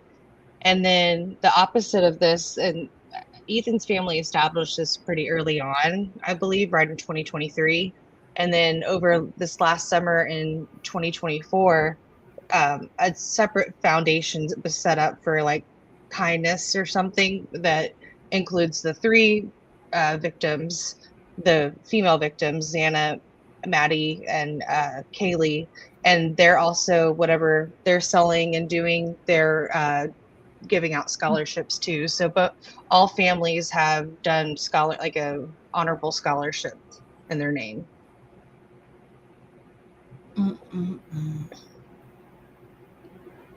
I love that photo. Yeah. All right. Well, I feel like that was a heavy live, but I'm still just kind of I'm curious.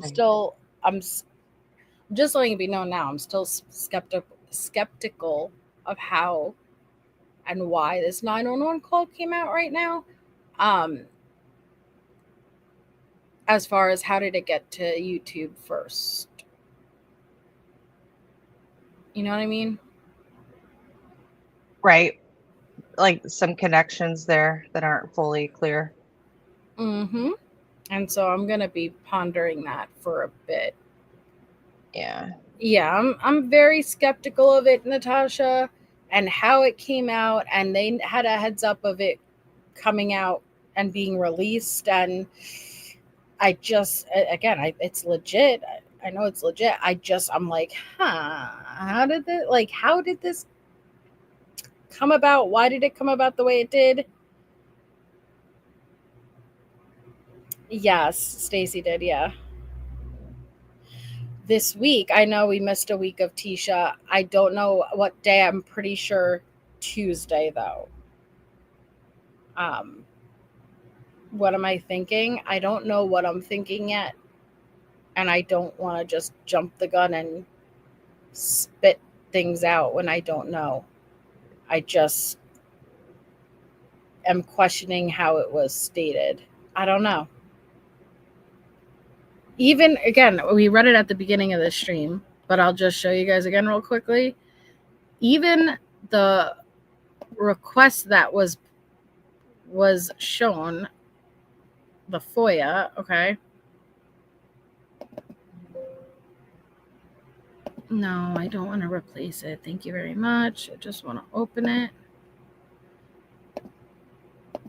I finally found that Idaho Statesman article, Melissa, and it says that the 911 call leads to a homicide investigation. It said police responded just before noon Pacific time Sunday to report an unconscious person.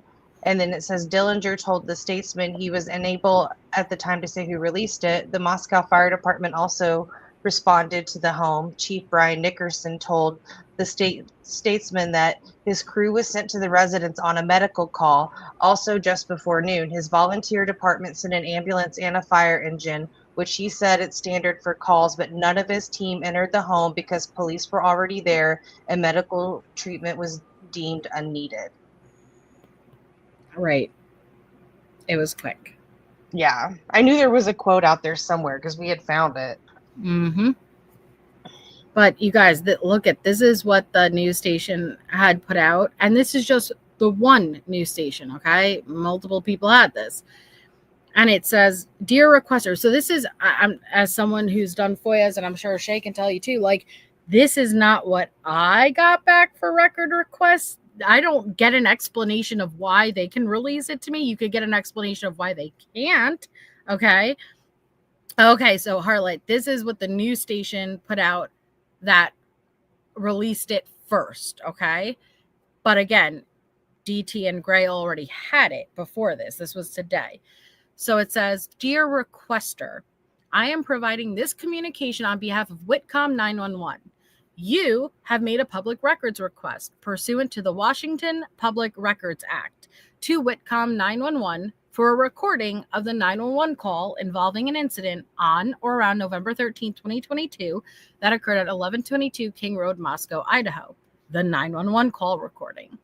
By way of background, on January 3rd, 2023, prosecution and defense attorneys in the case State of Idaho versus Bryan Kohberger filed a stipulation for non-dissemination order. That same day, the Leda County District Court issued a non-dissemination order.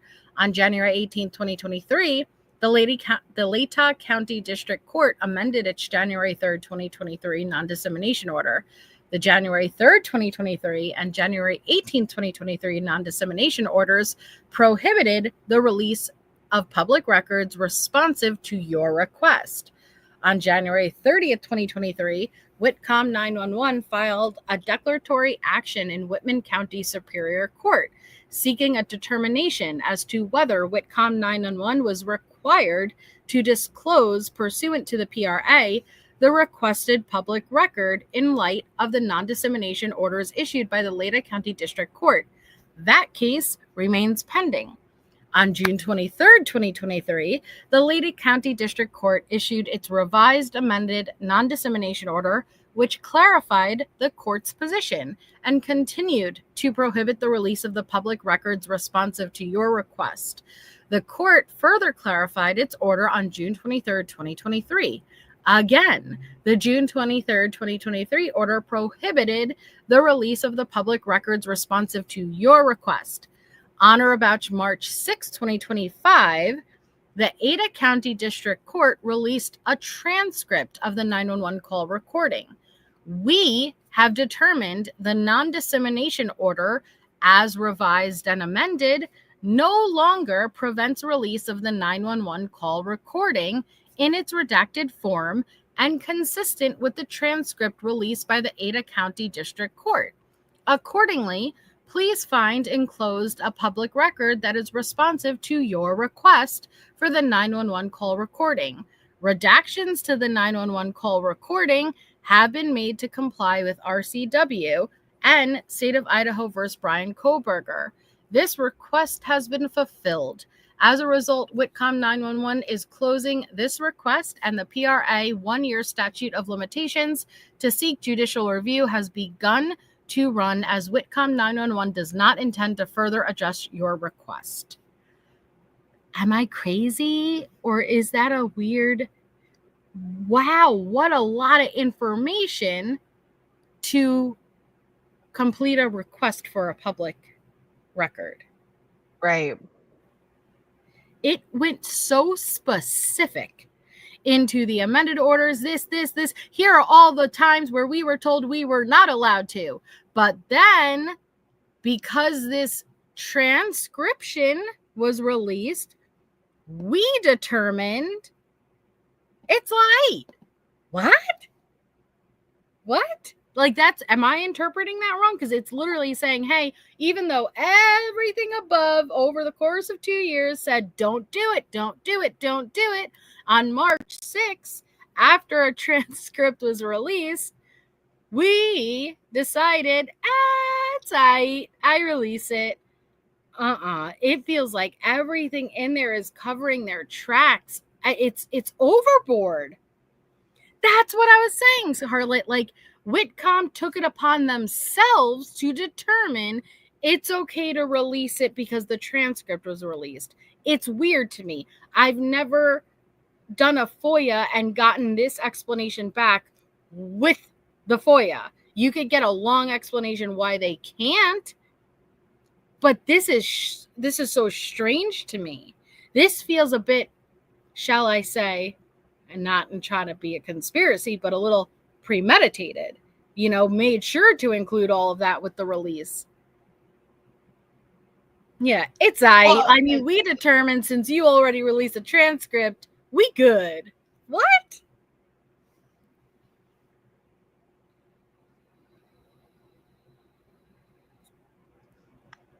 What were you going to say? Well, I'm looking at the purpose of why this letter was written was to give clearance to why they were releasing it now at this time. And it sounded like this was more of like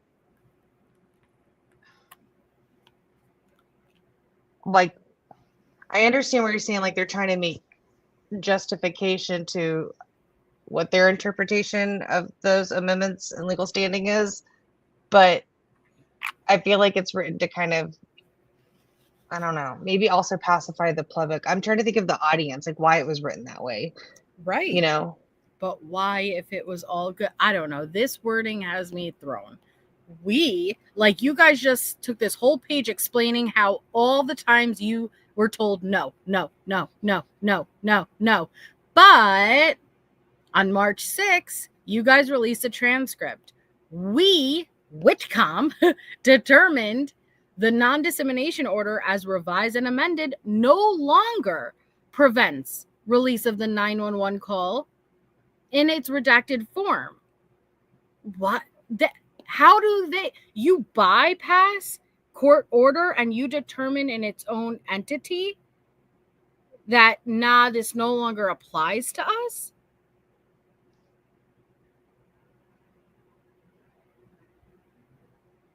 I think someone wanted it out. I'm not gonna jump in and speculate. It just is weird to me. Yeah, doesn't it, Harley? It seems like they're trying to explain it to the public. This is the okay. So again, this is as far as the observer. Drunk Turkey comes out yesterday and says they've heard it. Was it yesterday or was it the day before that they said they heard it? It was on Wednesday. Okay. So 2 days ago, they heard it. They have it. They heard it. They're giving us a run-by-play, a play-by-play of how it happened. So did Gray. Gray said he's heard it. As far as I know, and from what my recollection, Drunk Turkey said they obtained it via FOIA. I don't recall Gray saying that, but he may have. Then yesterday comes out. Gray releases 30 seconds of an audio. He goes on Ashley Banfield last night. They play the 30 seconds. They said that they independently verified it. Then Drunk Turkey and Gray kept they kept implying that it was going to be dropped soon. Then 20 minutes before Drunk Turkey and Gray puts it all out, I found on the same news site that posted this, they release it in its entirety. The news, 4 News Now, what is it? Yeah, is it KXLYT or whatever? Is it right? Like it was 4 News Now. Yeah. So 4 News Now is the one that attached this. Okay, how did it get to Daniel and how did it get to Gray days ago? Well, they had said, I know on those days that they were waiting to see if media was going to release it. I remember them stating that to some sort. I don't know. I think it's weird. I think it's weird. So there was on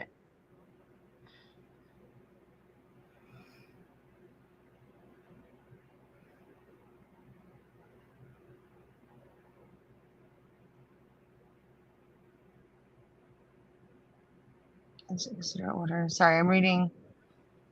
I'm trying to see, like, did we miss something in the court that would have alerted that? Because I saw they had the order authorizing the release of court record regarding audio recordings pursuant to ICAR 32. And that had to do with the grand jury. I don't know. That was on February.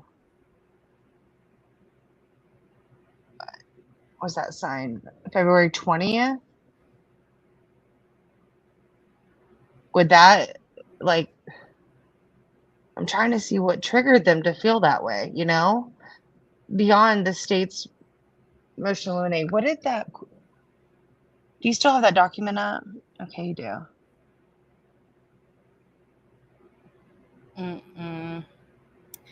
No, because then I would expect to see one get it, not all get it. At the, like, two YouTube creator, before mainstream, I don't like it. I'm more inclined to believe they were sent it.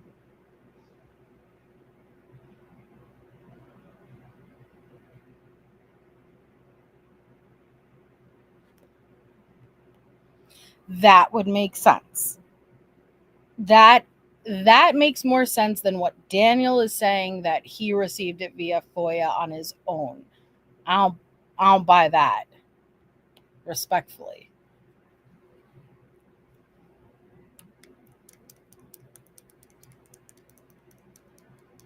That's what I thought, Harlot, but someone had said earlier they heard him say he got it via FOIA, but I didn't hear that. I don't know. It's just something I'm going to think about. But I'm sure we'll find out sooner or later. For sure. Well, thank you for having me on tonight. Yeah, thank you. And I'm not sure which night we'll pick, but we'll obviously keep you guys posted. We still have a lot more responses and limine and stuff to go over, but that was a lot, and it's going to be in my mind. But I look forward to more and more